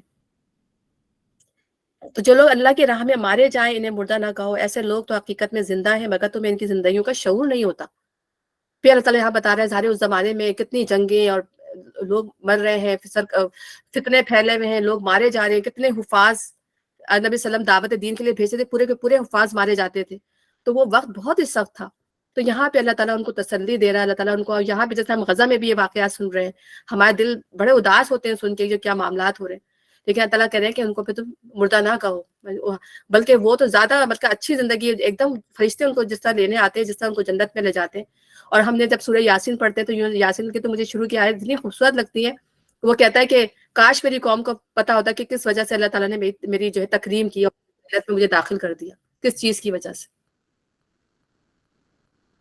تو یہی باتیں ہیں، یعنی جو اللہ تعالیٰ کے جو لڑتا ہے وہ پرواہ نہیں کرتا. واقعی کہنا بہت آسان ہے لیکن واقعی کرنا بہت مشکل ہے. ثابت قدمی اللہ کے راستے میں جان سے مال سے یہ آسان کام نہیں ہے. جب بھی اللہ تعالیٰ نے اس کے لیے اتنا اجر رکھا ہے. صبر کرنا، ٹھیک ہے نا، جان مال سے قربانی دینا یہ آسان کام نہیں ہے. اتنا بڑا مطلب ظاہر سی بات ہے جو کہتے ہیں نا کہ جنت چاہیے تو واقعی جنت اس سے گزر کے، کانٹوں سے گزر کے جانے والا کام ہے. پھر اللہ تعالیٰ یہ فرما رہے ہیں کہ ہم ضرور تمہیں خوف و خطر، فاقہ کشی، جان و مال کے نقصانات، آمدنیوں کے گھاٹے میں مبتلا کر کے تمہاری آزمائش کریں گے. یہ 5 مسائل خمسہ ہیں. یعنی یہ تو ان کے پاس تو یہ پانچوں کی پانچوں چیزیں جو تھی وہ روز ان کے ساتھ ہو رہی تھی. انہیں کھانے سے بھی آزمایا جا رہا تھا. جنگوں میں آپ دیکھیں کہ پیٹ پہ پتھر باندھے ہوئے ہیں، کھانا موجود نہیں ہے، ٹھیک ہے نا، دشمن کی قومیں آئی ہوئی ہیں، خوف ہے، خطر کا عالم ہے، ٹھیک ہے نا، مال کی کمی ہے، جانیں ختم ہو رہی ہیں. تو یہ تو اس وقت کے سارے معاملات ہیں جو ہر وقت ہم بھی اب، اور اگر ہم اپنا جائزہ لیں تو ہم ہر وقت ہر چیز سے تو نہیں گزر رہے ہوتے یہاں پر. کوئی نہ کوئی ایک چیز ہوتی ہے جو ہمارے ساتھ کبھی ہو جاتی ہے تو اس پہ بھی ہم کتنا زیادہ اپنے آپ کہتے ہیں کہ اللہ ہمارے ساتھ یہ معاملہ ہو گیا، کتنی مشکل ہمارے اوپر آ گئی، ہم کیسا لگتا ہے ہمیں جو کوئی ایک مشکل بھی ہمارے اس میں سے آ جائے. وہ ان پانچوں چیزوں سے بیک وقت گزر رہے تھے اس وقت مسلمان. تو اللہ تعالیٰ یہاں پہ ان کو جو ہے وہ ریلیکسیشن دے رہا ہے کہ ہم ضرور تمہیں خوف و خطر، فاقہ خشی، جان و مال کے نقصانات اور آمدنیوں کے گھاٹے میں مبتلا کر کے تمہاری آزمائش کریں گے. ان حالات میں جو صبر کریں اور جب کوئی مصیبت پڑے تو کہیں کہ ہم اللہ ہی کے ہیں اور اللہ ہی کے لیے پلٹ کر جانا ہے. بھائی یہ انسان سوچ لے کہ زندگی آزمائش ہے، ہمیں اسی لیے اسی مقصد کے لیے دنیا میں بھیجا گیا ہے، اصل زندگی ہماری آخرت کی ہے. تو چیزیں انسان کے لیے بھی آسان ہو جاتی ہیں. انہیں خوشخبری دے دو، ان پر ان کے رب کی طرف سے بڑی عنایات ہوں گی، ان کی رحمت ان پر سایہ کرے گی، اور ایسے ہی لوگ راست رو ہیں. تو ٹھیک ہے، اب ہم انشاءاللہ اس پہ آ جاتے اپنے واٹس ایپ پہ، تو تھوڑا سا ٹائم ہو جائے گا. میرا 11:45 تک میں تھی میٹ. یہ 50 نہیں ہے، کیا ہے لکھا ہوا ہے اس پہ؟ 40. ایک سیکنڈ، آپ جو لنک بھیجے تھے 45 تھا اس پر. دیکھو دیکھنا لبنا جی 45 پہ تو بہت اچھی بات ہے.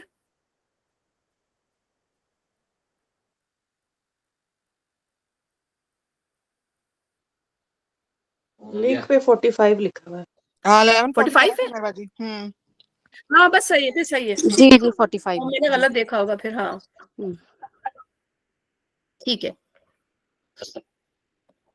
اچھا، اب یہاں سے اللہ تعالیٰ دوبارہ پھر اپنا رخ مکہ یعنی وہ اب حج کا اور اس سے ریلیٹڈ چیزوں کا بتا رہا ہے نا. تو یقیناً صفا اور مروہ اللہ کی نشانیوں میں سے ہیں، لہٰذا جو شخص بیت اللہ کا حج یا عمرہ کرے اس کے لیے کوئی گناہ کی بات نہیں کہ وہ ان دونوں پہاڑیوں کے درمیان صحیح کر لے. جو برضا اور رغبت کوئی بھلائی کا کام کرے گا اللہ کو اس کا علم ہے اور وہ اس کی قدر کرنے والا ہے. بے شک نشانیاں کیا ہوتی ہیں؟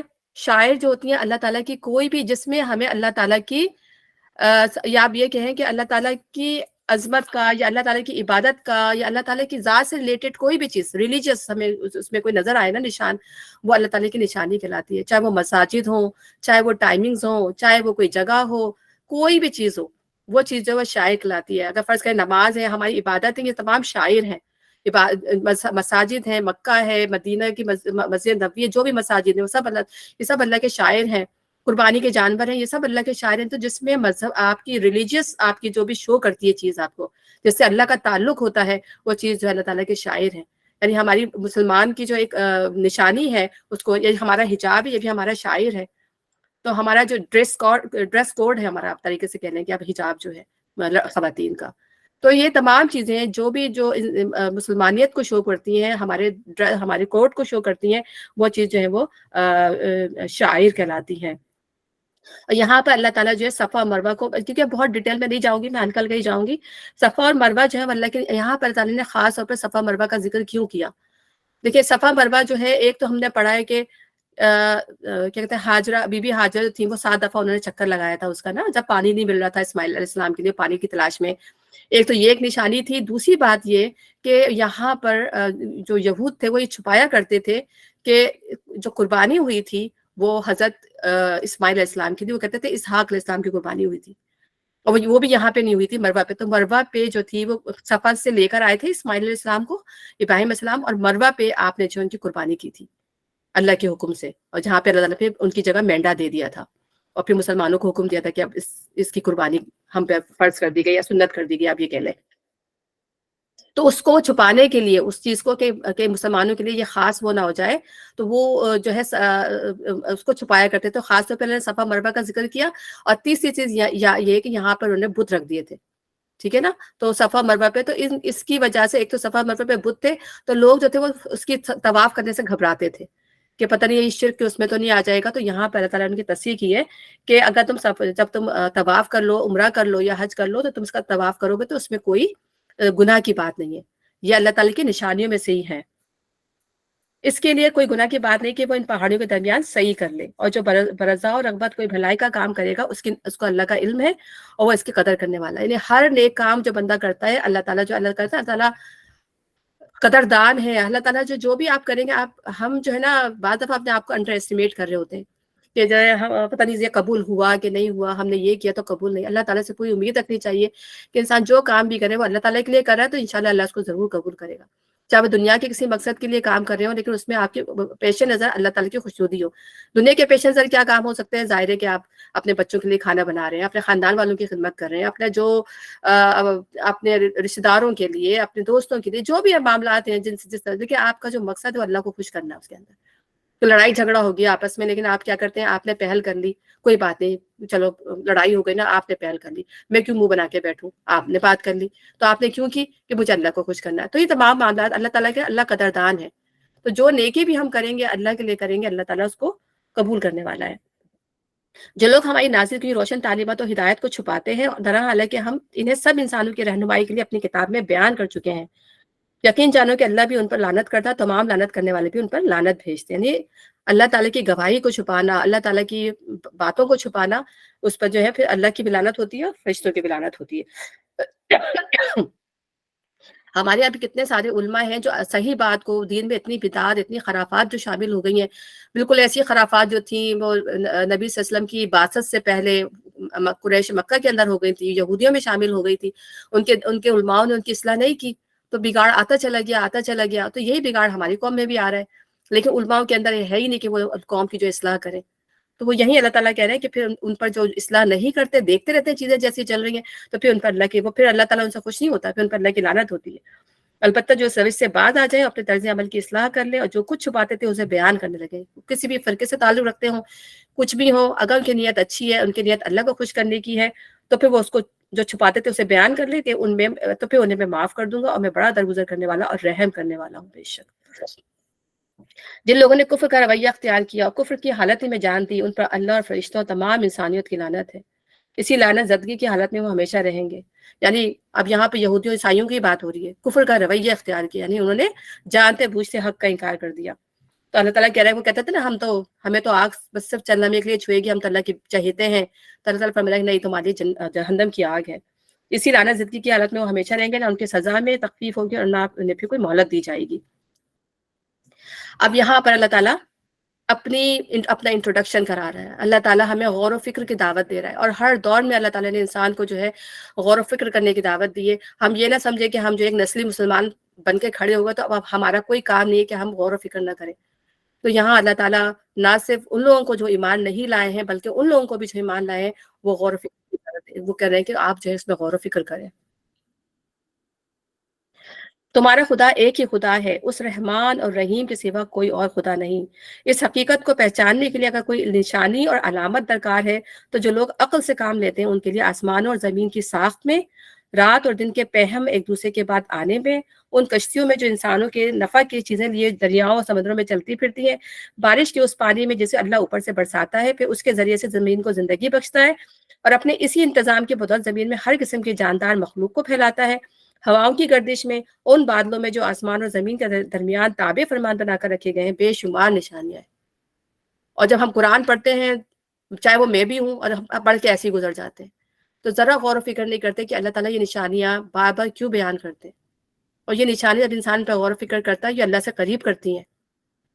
ٹھیک ہے نا. اور آپ یہ دیکھیں کہ تمام انبیاء جو تھے، وہ موسٹلی جو انبیاء تھے وہ شیپرڈ تھے، کہ وہ تنہائی میں جاتے تھے لے کے، تاکہ وہ غور و فکر کریں تنہائی میں. تنہائی کتنی ضروری ہے. سم ٹائم انسان کو تنہائی میں سوچنے کا موقع ملتا ہے، اللہ تعالیٰ کو یاد کرنے کا موقع ملتا ہے. کبھی کبھی اللہ تعالیٰ ہمارے پہ ایسی آزمائشیں ڈالتا ہے جب پھر ہم اللہ کو سوچنے پر مجبور ہوتے ہیں. اللہ تعالیٰ ہم پہ آزمائشیں اس لیے ڈالتا ہے کہ ہم جب بھول رہے ہوتے ہیں اللہ تعالیٰ کو، تو پھر اللہ ہم پہ آزمائشیں بھی ڈال دیتا ہے کہ پھر ہم سوچیں کہ ہم جو ہے جب اللہ کو بھولیں تو پھر ہم اللہ کو یاد کریں کہ ہم سے کوتاہی ہو رہی تھی. اور پھر ان کو بتانے کا مقصد یہ بھی ہے کہ دیکھیں یہ سب چیزیں مخالف ہیں ایک دوسرے کی، ضد ہے، اپوزٹ ہے. زمین، آسمان، دریا، کشتی، ہوا، پانی، اب آپ یہ دیکھیں یہ سب چیزیں اپوزٹ ہیں، لیکن جب یہ کمبائن ہو رہی ہیں تو انسان کی فلاح کے لیے کیسا کام کر رہی ہیں. ان میں سے کوئی چیز بھی جو ہے اللہ کے حکم سے سرتابی نہیں کر رہی. اس میں اللہ تعالیٰ کی قدرت، اللہ تعالیٰ کی ربوبیت، ہمیں اللہ تعالیٰ کی ہر چیز اس کے اندر طاقت نظر آتی ہے کہ کون ہے جو ان چیزوں کو سب کرتا ہے. بڑی بڑی جو لہریں اٹھتی ہیں، ہم سمندر کے سامنے جا کے بیٹھے کہ اتنی بڑی بڑی لہروں کو کون کنٹرول کرنے والا ہے. اگر یہی پوری بستیوں کو ڈھا دیں تو یہی بلکہ موزن ہو جائیں اور بے قابو ہو جائیں تو کون ان کو کنٹرول کرنے والا؟ کوئی سسٹم نہیں ہے. کوئی زلزلے آپ دیکھیں پوری دنیا نے کیا کیا نظام نہیں بنا دیا، لیکن جب یہ چیزیں آتی ہیں، تباہی آتی ہے، تو کوئی اس کو روکنے والا نہیں ہے. تو یہاں پہ پھر اللہ تعالیٰ اپنی قدرت دنیا کے اندر پھر دکھاتا ہے. حالانکہ دنیا میں اللہ تعالیٰ خود کہتا ہے کہ آخر میں اللہ کی اصل بادشاہی ہوگی، لیکن دنیا میں جب اللہ کا غضب آتا ہے تو پھر اللہ تعالیٰ اپنی بادشاہی دنیا میں بھی دکھاتا ہے انسان کو، دیکھو اب کر لو جو کرنا ہے تم. تو یہ چیز اللہ تعالیٰ اپنی قدرت یہاں پہ بتا رہا ہے، اور ہم سب کو جو ہے اس کے اوپر غور و فکر کرنا چاہیے. اللہ تعالیٰ ہم سب کو غور و فکر کرنا والا بنائے، اور ان چیزوں سے جو نا انسان واقعی میں انسان کا ایمان تازہ ہوتا ہے کہ اگر ہم اس پہ غور و فکر کریں تو ایمان انسان کا بڑھتا ہے. مگر وحدت خداوندی پر دلالت کرنے والے ان کھلے کھلے آثار کے ہوتے ہوئے بھی کچھ لوگ ایسے ہیں جو اللہ کے سوا دوسروں کو اس کا ہمسر مد مقابل ٹھہراتے ہیں. تو اللہ تعالیٰ کی بے وقوفی کا عالم دیکھیں، جانتے بوجھتے بھی کہتے ہیں کہ یہ فلاں بزرگ ہماری جو ہے مدد کر دیں گے، یہ فلاں جو ہے آئیڈل ہم اس کو پوچھیں یہ ہماری مدد کرے گا. کھلی نشانیاں دیکھنے کے باوجود یہ اللہ تعالیٰ کے ساتھ شرک کرتے ہیں. ان کے ایسے گرویدہ ہیں جیسے اللہ کے ساتھ گرویدگی ہونی چاہیے. اللہ تعالیٰ ہمیں خود نظر آتا ہے کبھی اپنے بزرگوں کی یا اپنے ولی اللہوں کی، اپنے جو ظاہر بھر گئے ہیں اللہ کے پاس پہنچ چکے ہیں، لیکن آپ گرویدگی دیکھیں. اور بلکہ آپ ادھر دیکھیں جا کے مدینے کے مسجد کے اندر لوگ سجدے کر رہے ہوتے ہیں نبی صلی اللہ علیہ وسلم کو، اور وہ آ کے مار رہے ہوتے ہیں، چھڑتے جو ہوتے ہیں ان کو مارتے ہیں کہ بھائی شرک شرک شرک. لوگوں کی مطلب اعتقاد کا یہ عالم ہے. نبی کو کس مقصد کے اللہ تعالیٰ نے اس دنیا میں بھیجا تھا کہ ہم ان کی اتباع کریں، ان کو فالو کریں، نہ کہ ان کو سجدے کریں.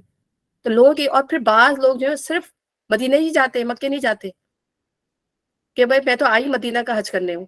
مطلب ایک خاتون کا ایسا کا جواب تھا.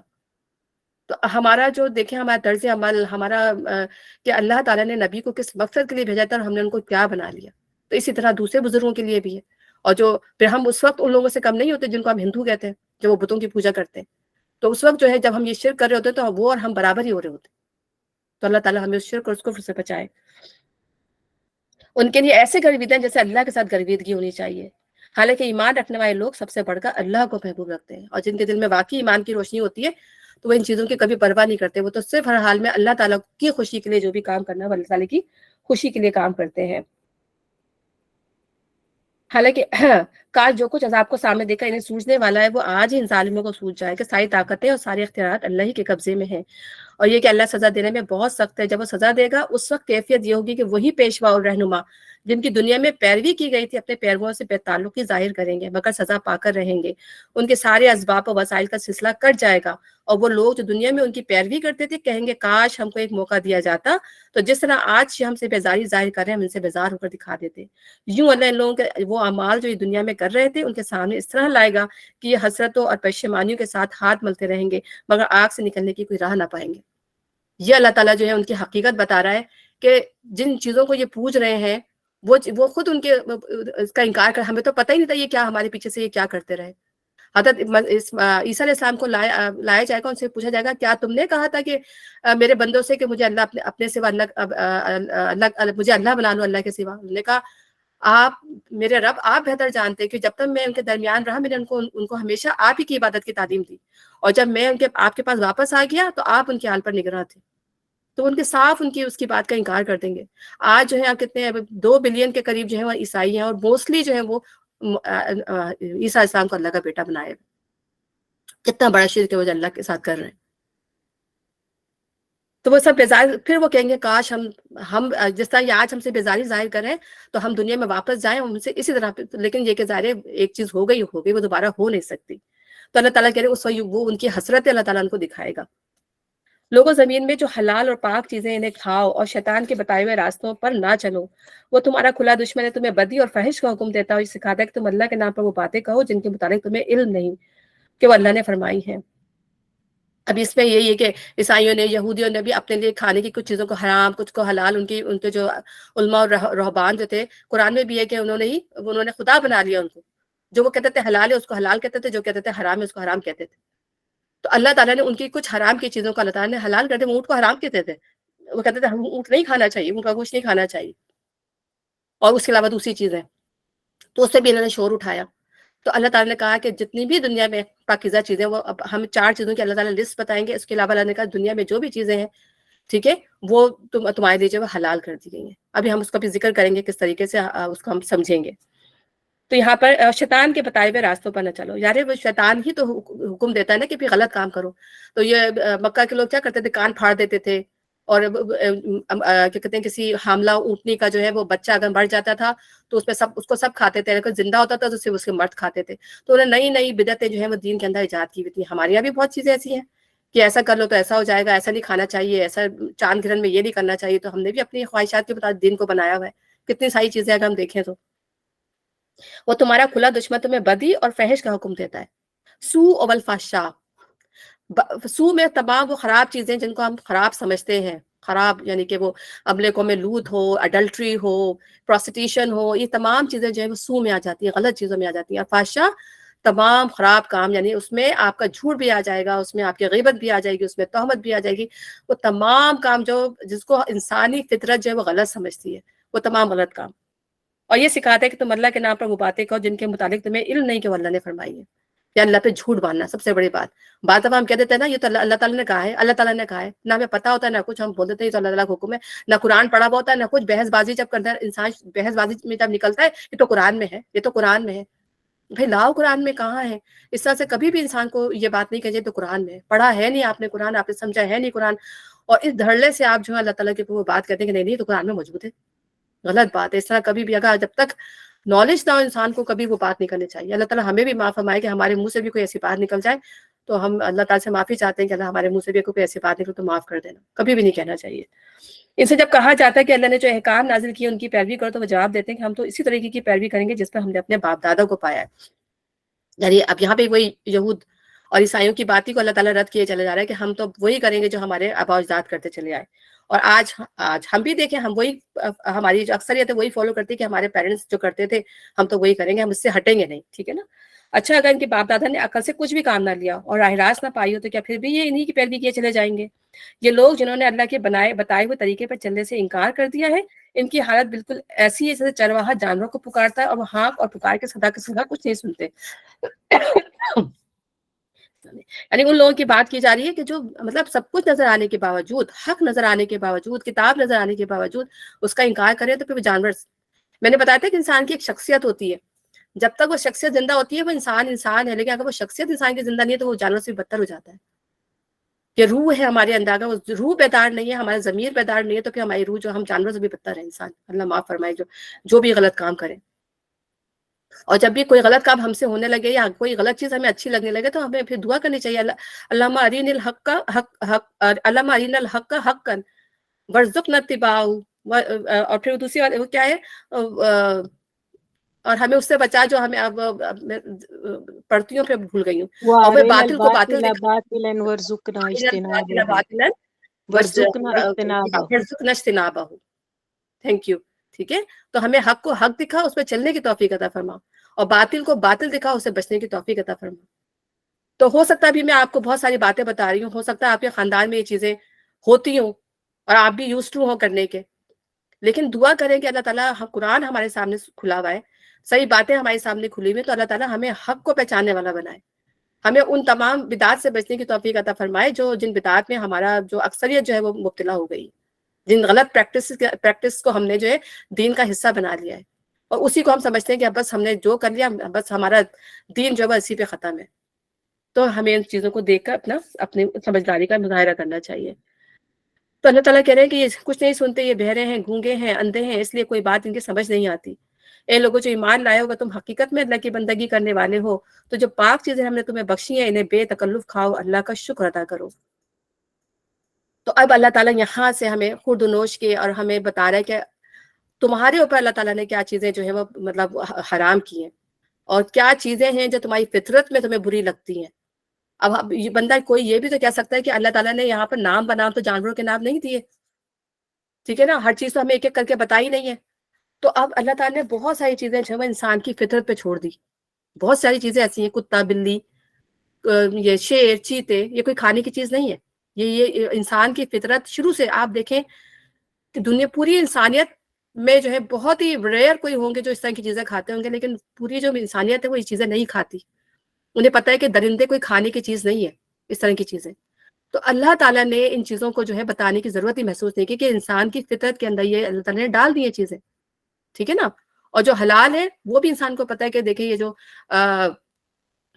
کیٹلز ہیں یا برڈز ہیں یا اس طرح کی چیزیں ہیں اللہ تعالیٰ نے مطلب ان کا بھی نام لے کے بیان نہیں کیا ہے. ہاں اس میں پھر کچھ چیز کی تشریح جو ہمارے نبی صلی اللہ علیہ وسلم نے کی ہے، لیکن 4 سوال جو تھے وہ پیدا ہو رہے تھے، وہاں پہ لوگ سوال کر رہے تھے کہ یہ 4 چیزیں جو ہیں لوگوں کے اس میں جو ہے پیدا ہو رہی تھیں، کہ مردار کے بارے میں لوگوں نے سوال کیا، خون کے بارے میں لوگوں نے سوال کیا، سور کے گوشت کے بارے میں سوال کیا، اور اللہ کے اذن کے اللہ تعالیٰ کے علاوہ کسی کے اوپر قربانی کی جائے اس کا کھانا۔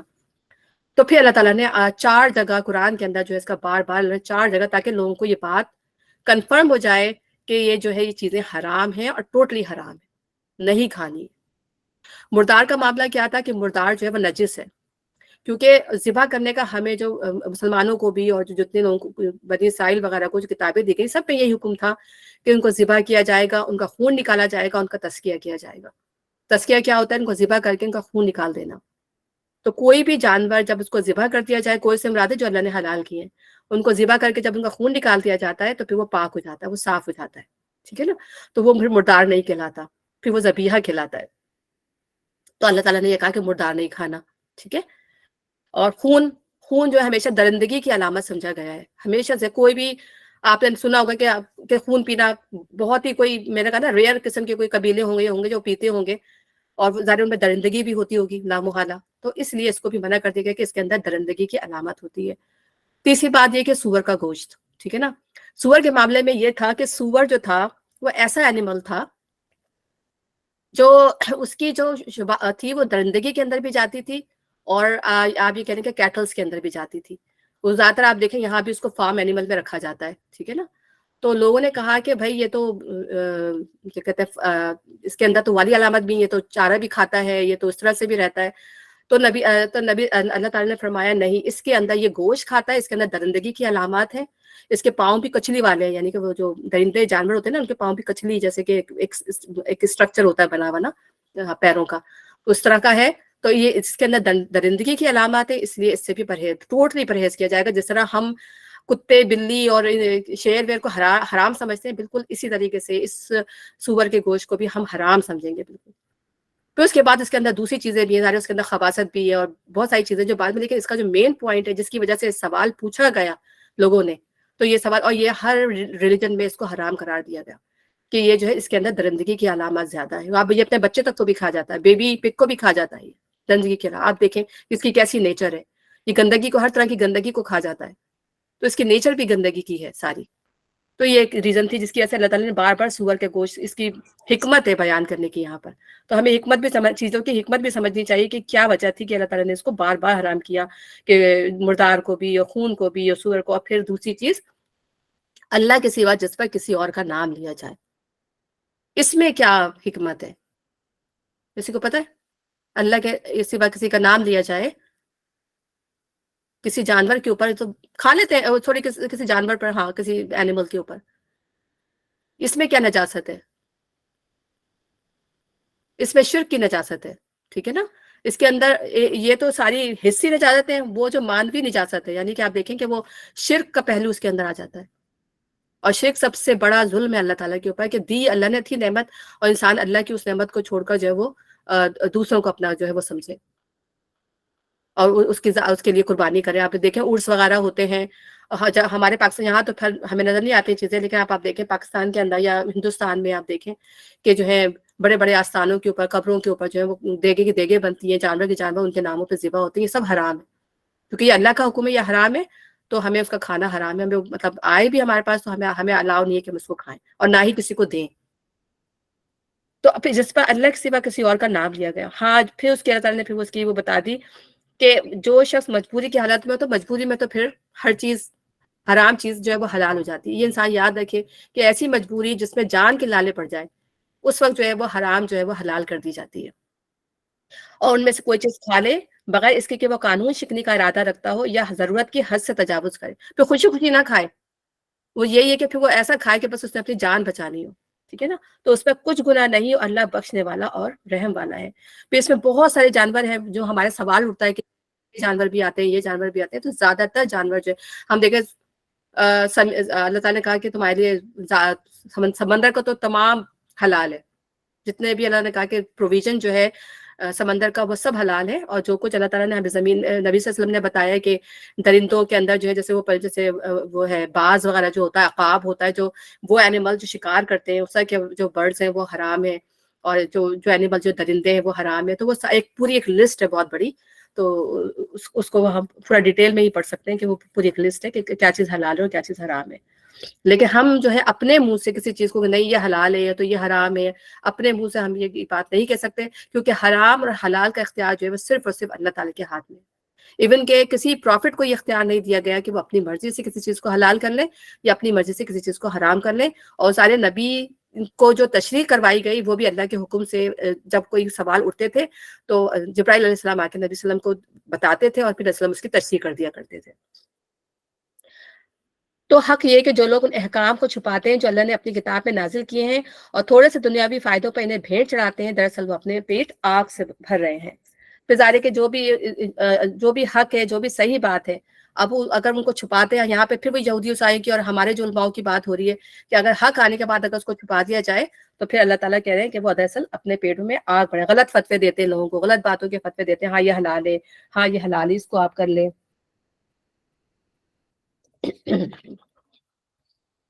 قیامت کے روز اللہ ہرگز سے بات نہ کرے گا، نہ اسے پاکیزہ ٹھہرائے گا.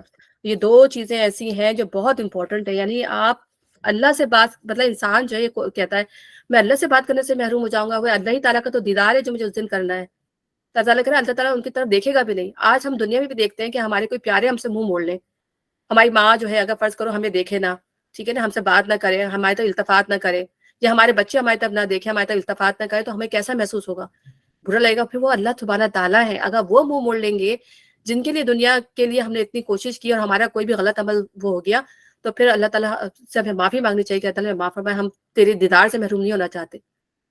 اور دوسری بات چیز یہ ہے کہ اللہ تعالیٰ انہیں پاکیزہ نہیں کرے گا. یعنی پاکیزہ کرنے سے مراد یہ کہ بعض پروسیس ایسے ہوں گے کہ بندہ بہت گناہ گار ہوگا لیکن ہوگا وہ مسلمان، تو وہ جو ہے وہ کیا کہتے ہیں پیوریفیکیشن کے پروسیس سے گزرے گا، یعنی اس کو جہنم میں ڈالا جائے گا. اور یہ بات بھی یاد رکھیں کہ گناہ گار مسلمانوں کی جو جہنم ہے وہ کافروں والی نہیں ہے، بہت ہی لائٹ جہنم ہوں گی. جو کافروں کے لیے اس کا تو اپنا کہتا ہے نا کسی کان نے تصور کیا ہے، نہ کسی دل نے تصور کیا، نہ کسی کان نے، نہ کسی آنکھ نے، ان کے لیے جو عذاب ہے. لیکن مسلمانوں کی جو جہنم ہوگی جو ان کو پیوریفیکیشن کے پروسیس سے گزارے گی وہ اتنی زیادہ ہارڈ نہیں ہوگی.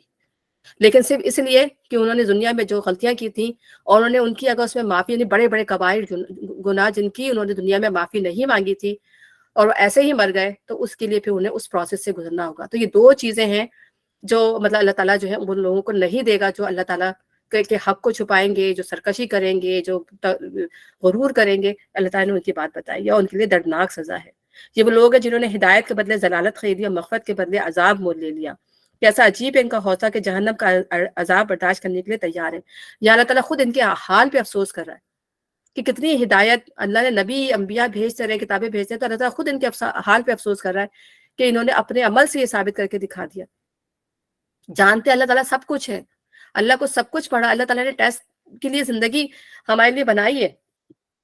ہمیں پتہ، ہم کہتے ہیں کہ اللہ تعالیٰ نے تو سب کچھ پتہ ہے کہ ہم کر رہے ہیں، لیکن اللہ تعالیٰ اس کو ظہور میں لے آتے ہیں. بندہ کر کے دکھا دیتا ہے کہ دیکھو میں ہوں، ایسا ہی ہوں میں. کیا ٹیسٹ کے مراحل سے یا تو وہ کامیابی کے ساتھ گزر جاتا ہے یا اس ٹیسٹ کے مراحل سے وہ جو ہے وہ ناکام ہو جاتا ہے. تو اللہ تعالیٰ اس چیز کو ظہور میں لے جاتے ہیں تاکہ سب دیکھ لیں اور وٹنس ہو جائیں کہ ہاں یہ شخص نے اپنے آپ کو ثابت کر دیا اس طرح سے کہ وہ جنت کا اہل ہے یا وہ دوزخ کا اہل ہے. یہ سب کچھ اس وجہ سے ہوا کہ اللہ نے ٹھیک ٹھیک حق کے مطابق کتاب نازل کی تھی، مگر جن لوگوں نے کتاب میں اختلافات نکالے اپنے جھگڑوں میں حق سے بہت دور نکل گئے. اب ہمارے یہاں کوئی معاملات کتابوں کے اندر بہت زیادہ ہو گئے. جو اصل کتاب ہے، جو اصل اس کے جو حقائق ہیں، اس کو کرنے کے بجائے جو ہم دین سے بہت دور نکل گئے. ہم چھوٹی چھوٹی چیزوں میں یہ اس نے ایسی نماز پڑھ لی، اس نے روزہ رکھ لیا، اس نے یہ کر لیا، اس نے وہ کر لیا، ہم ان چیزوں میں پڑ گئے. ٹھیک ہے نا. اور اصل جو کتاب کی روح تھی جس کو سمجھنا تھا اس کو بھول گئے. اب آئے کیا ہے، نیکی یہ نہیں کہ تم نے اپنے چہرے مشرق کی طرف کر لیے یا مغرب کی طرف. اب یہ آیتیں بھی بہت خوبصورت آیت ہے، بلکہ نیکی یہ ہے کہ آدمی اللہ کو، یوم آخر کو، ملائکہ کو، اللہ کی نازل ہوئی کتاب کو، اس کے پیغمبروں کو دل سے مانے اور اللہ کی محبت میں اپنا مال، دل پسند مال رشتہ داروں، یتیموں، مسکینوں، مسافروں پر مدد کے لیے ہاتھ لانے والوں پر اور غلاموں کی رہائی پر خرچ کرے، نماز قائم کرے اور زکات دے, اور نیک لوگ وہ ہیں کہ جب عہد کریں تو اسے وفا کریں, اور تنگی مصیبت کے وقت میں اور حق و باطل کی جنگ میں صبر کریں, یہ ہیں راست باز لوگ اور یہی متقی ہیں. ٹھیک ہے نا. تو اصل میں نیکی کا معیار کیا ہے, بر کا معیار کیا ہے؟ تو بر کا معیار یہ ہے کہ ہر وہ نیکی جو آپ جس کو اللہ کی رضا کے لیے اور اس کی خوشنودی کے لیے کرتے ہیں, چھوٹی سے چھوٹی نیکی ہو یا بڑی سے بڑی نیکی, بر وہ ہے جو اللہ کے جو کام اللہ کے لیے خوشنودی کے لیے کیے جائیں گے وہ بر کہلاتے ہیں. اور پھر بر میں اللہ تعالیٰ نے ایک پوری ایک ڈیٹیل دے دی کہ اس میں کیا کیا چیزیں. اصل میں یہ ہے دین. اصل میں دین وہ نہیں ہے کہ آپ جو ہے اپنا قبلے کی طرف بس اپنے شور مچانا شروع کر دیں کہ قبلے کی طرف کیوں منہ نہیں کیا, یہ کیوں نہیں کیا, یہ نہیں. ہاں وہ ضروری ہے, وہ اللہ کا حکم ہے, لیکن ہمارا جو فوکس ہے وہ اس چیز سے نہ ہٹ جائے اس چکروں میں کہ ہم دوسرے معاملات میں اتنے زیادہ بزی ہو جائیں کہ جو ہمارا فوکس تھا اس کو ہم چھوڑ دیں. تو یہ ہے ہمارا فوکس کہ ہم نے اللہ ان چیزوں پر جو اللہ نے ہمارے لیے بیسک, جو ہمارے مسلمان ہونے کے لیے بیسک چیزیں ہیں, ہمیں ان پر ایمان لانا ہے کہ اللہ کو جس طرح ماننا ہے, اس کی توحید کا اقرار کرنا, اس کے ساتھ کسی کو شریک نہیں کرنا, آخرت کو اس کی یقین کے ساتھ ماننا ہے کہ آخرت آنے والی ہے, ہمارا حساب کتاب ہوگا, فرشتوں کو اللہ کی مخلوق ہے کہ وہ اللہ تعالیٰ کے سارے کام سر انجام دیتے ہیں, اللہ کی جو ہے وہ عبادت کرنے والے ہیں, اللہ کی نازل کی ہوئی کتاب کو, اس کی پیغمبروں کو دل سے مانے. اور مال کی محبت, یہاں پہ دونوں چیزیں آ سکتی ہیں, اللہ کی محبت میں بھی اور مال کی محبت میں بھی. یعنی انسان کو جو مال کی محبت وہ کتنی زیادہ ہوتی ہے, آپ دیکھیں کہ وہ سم ٹائم جو ہے انسان کا دل تنگ ہوتا ہے مال کو نکالتے ہوئے. اور ہم سب کی کیفیت یہی ہے کہ بس سم ٹائم جب ہم زیادہ دے دیتے ہیں تو پھر دوبارہ نکالتے ہوئے ہمارا دل تھوڑا سا تنگ ہوتا ہے. تو پھر وہ کہتے ہیں کہ اللہ تعالیٰ کہہ رہے ہیں کہ مال کی محبت کے باوجود جب اپنا مال رشتہ داروں پر, اور رشتہ داروں پر خرچ کرنا عام لوگوں پر خرچ کرنے کے مقابلے میں اس کا دوہرا اجر ہے. اور سب سے زیادہ دیکھیں انسان جو اپنے رشتہ داروں کو دیتے ہوئے دل تنگ ہوتا ہے. میں تو اپنے معاشرے میں یا اپنے ریلیٹوز میں نے یہ چیز بہت زیادہ دیکھی ہے, اور نظر ہو سکتا ہے خاندان میں ہو کہ جب اپنوں کو دینے کی باری آتی ہے تو ہمارے دل تنگ ہو جاتے ہیں. ہم دوسروں کو چاہے اٹھا کے بھر بھر کے دے دیں, لیکن جہاں پہ کزنس کو, رشتہ داروں کو, ان کو دینے کی باری آتی ہے تو ہمارے دل جو ہے وہ تنگ ہونے لگتے ہیں. تو ہمیں جو اپنا دل بڑا کرنا ہے, ابھی ہم ابو طلحہ کا واقعہ پڑھتے ہیں, جب وہ جو لن تنالوا البر میں جب انہوں نے اپنا باغ ہبہ کر دیا تھا تو نبی صلی اللہ علیہ وسلم نے کہا تھا کہ اس باغ کو اپنے کزنس کو دے دو, اپنے چچا زاد بھائیوں کو دے دو. اور اس میں یہ بھی ضروری نہیں ہے رشتہ داروں میں کہ وہ بہت غریب ہوں تو آپ ان کو دیں گے, اچھے ہوں مطلب یہ کہ اچھے کھاتے پیتے ہو تب بھی آپ تحفے تحائف دیں, ان کو دیں کچھ نہ کچھ, تاکہ آپ کے درمیان ایک تو ہمارا تعلق ان سے ایز اے مسلم تعلق ہے, دوسرا صلح رحمی کا تعلق ہے. تو اس صلح رحمی کے لیے جو ہے ہمیں انہیں کچھ نہ کچھ دینا چاہیے, ان سے اپنے معاملات جو ہے وہ درست کرنے چاہیے. اور پھر سب سے بڑی بات ہے کہ ہمیں توقع نہیں ہونی چاہیے کہ ہمیں کچھ دیں ان ریٹرن. اور اگر ہماری نیت یہ ہوئی کہ ان ریٹرن ہمیں کچھ چاہیے تو بھی ہمارے دینے کا کوئی فائدہ نہیں, اللہ ہم سے خوش نہیں ہوگا. اور بر کیا ہے؟ ہر وہ کام جب اللہ کی رضا کے لیے کریں گے, سب سے بڑی چیز بر, نیکی کا کام. پھر جو ہے یتیموں پر, ٹھیک ہے نا, تو یتیموں کا مال جو ہے یتیموں پہ ہی خرچ کرنا ہے, بلکہ اگر یتیموں کے پاس نہیں ہے تو ہمیں اپنا مال ان کے اوپر خرچ کرنا ہے. مسکینوں پر جو ضرورت مند ہے, مسافروں پر, دیکھو مسافر کے پاس چاہے اربوں خربوں مال ہو, لیکن جب وہ مسافر ہوتا ہے تو وہ نیڈی ہوتا ہے, اپنے گھر سے نکلا ہوا ہوتا ہے, تو اس کو کبھی رہنے کی ضرورت پڑ جاتی, کبھی کھانے کی ضرورت پڑ جاتی, کبھی اس کی جیب کٹ گئی, کبھی اس کا پرس گر گیا, تو وہ اس وقت بڑی ضرورت میں ہوتا ہے, تو اس وقت اس کی ضرورت پوری کی جائے. مدد کے لیے ہاتھ پھیلانے والوں پر, یعنی کہ جو ایک تو وہ جو مدد کے لیے بولتے ہیں یعنی فقیر لوگ, ایک وہ جن کا حال بتا رہا ہوتا ہے کہ یہ فقیر ہے, تو دونوں طریقے سے ہمیں ان کی مدد کرنی ہوگی. اور غلاموں کی رہائی پر, یعنی کہ گردنیں چھڑانے پر. اس زمانے میں تو غلام زیادہ تھے, اب تو ایسا وہ نہیں ہے. تو جو قیدی ہیں بیچارے زبردستی پکڑ لیے جاتے ہیں, بعض دفعہ لوگوں کے پاس فدیہ دینے کے لیے وہ ریلیز کرنے کے لیے پیسے نہیں ہوتے, تو ان کی مدد کر کے ان کو چھڑایا جا سکتا ہے, ٹھیک ہے نا. تو یہ اصل کام یہ ہے کرنے کے. تو نماز قائم کرے, پھر اس کے بعد جو ہے یہ جو ہے حقوق العباد ہے. ہم یہ دیکھیں کہ اللہ تعالیٰ نے لوگوں کے حقوق کتنے زیادہ وہ رکھے ہوئے. اب یہاں پہ دیکھیں ماں باپ کا ایسا نہیں دیا ہوا, ماں باپ کے, لیکن رشتہ دار, یہاں پہ رشتہ داروں کے اندر جو ہے ماں باپ کا حق بھی آ گیا ہے, ٹھیک ہے. اللہ تعالیٰ نے پوری اس کو سمیٹ دیا اس کے اندر. پھر میرا جی 1 منٹ میں ٹائم ختم ہو جائے گا, اب دیکھ لے گا پھر واٹس ایپ, ٹھیک ہے. چلو ٹھیک ہے, بس ہم پھر یہاں پہ ختم کر دیتے ہیں نا. نماز قائم کرے اور زکات دے, اور نیک لوگ وہ ہیں کہ جب عہد کریں تو اسے وفا کریں, اور تنگی مصیبت کے وقت میں اور حق و باطل کی جنگ میں صبر کریں, یہ ہیں راست باز لوگ اور یہی متقی ہیں. ٹھیک ہے, پھر اب یہیں تک ہم اس ختم کرتے ہیں انشاءاللہ. میں ٹائم تو دیکھا ہی نہیں کیا ہو رہا ہے, ٹھیک ہے. تو اس کو اگر تھوڑا سا ایکسپینڈ کرنا ہوگا تو انشاءاللہ ٹمارو میں کر دوں گی. یہاں پہ ختم کرتے ہیں. اللہ تعالیٰ قبول فرمائے. ربنا تقبل منا انک انت السمیع العلیم وتب علینا انک انت التواب الرحیم.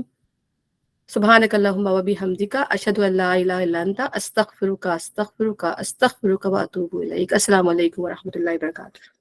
وعلیکم السلام وعلیکم السلام ورحمۃ اللہ وبرکاتہ. وعلیکم السلام ورحمۃ اللہ وبرکاتہ. جزاکم اللہ خیر. اچھا کل سے ہم 9 o'clock پہ انشاءاللہ ہم کنٹینیو کریں گے, ٹھیک ہے انشاءاللہ تعالیٰ. انشاءاللہ. انشاءاللہ جی اوکے انشاءاللہ. اللہ حافظ. انشاءاللہ. اللہ حافظ. اللہ حافظ. اللہ حافظ.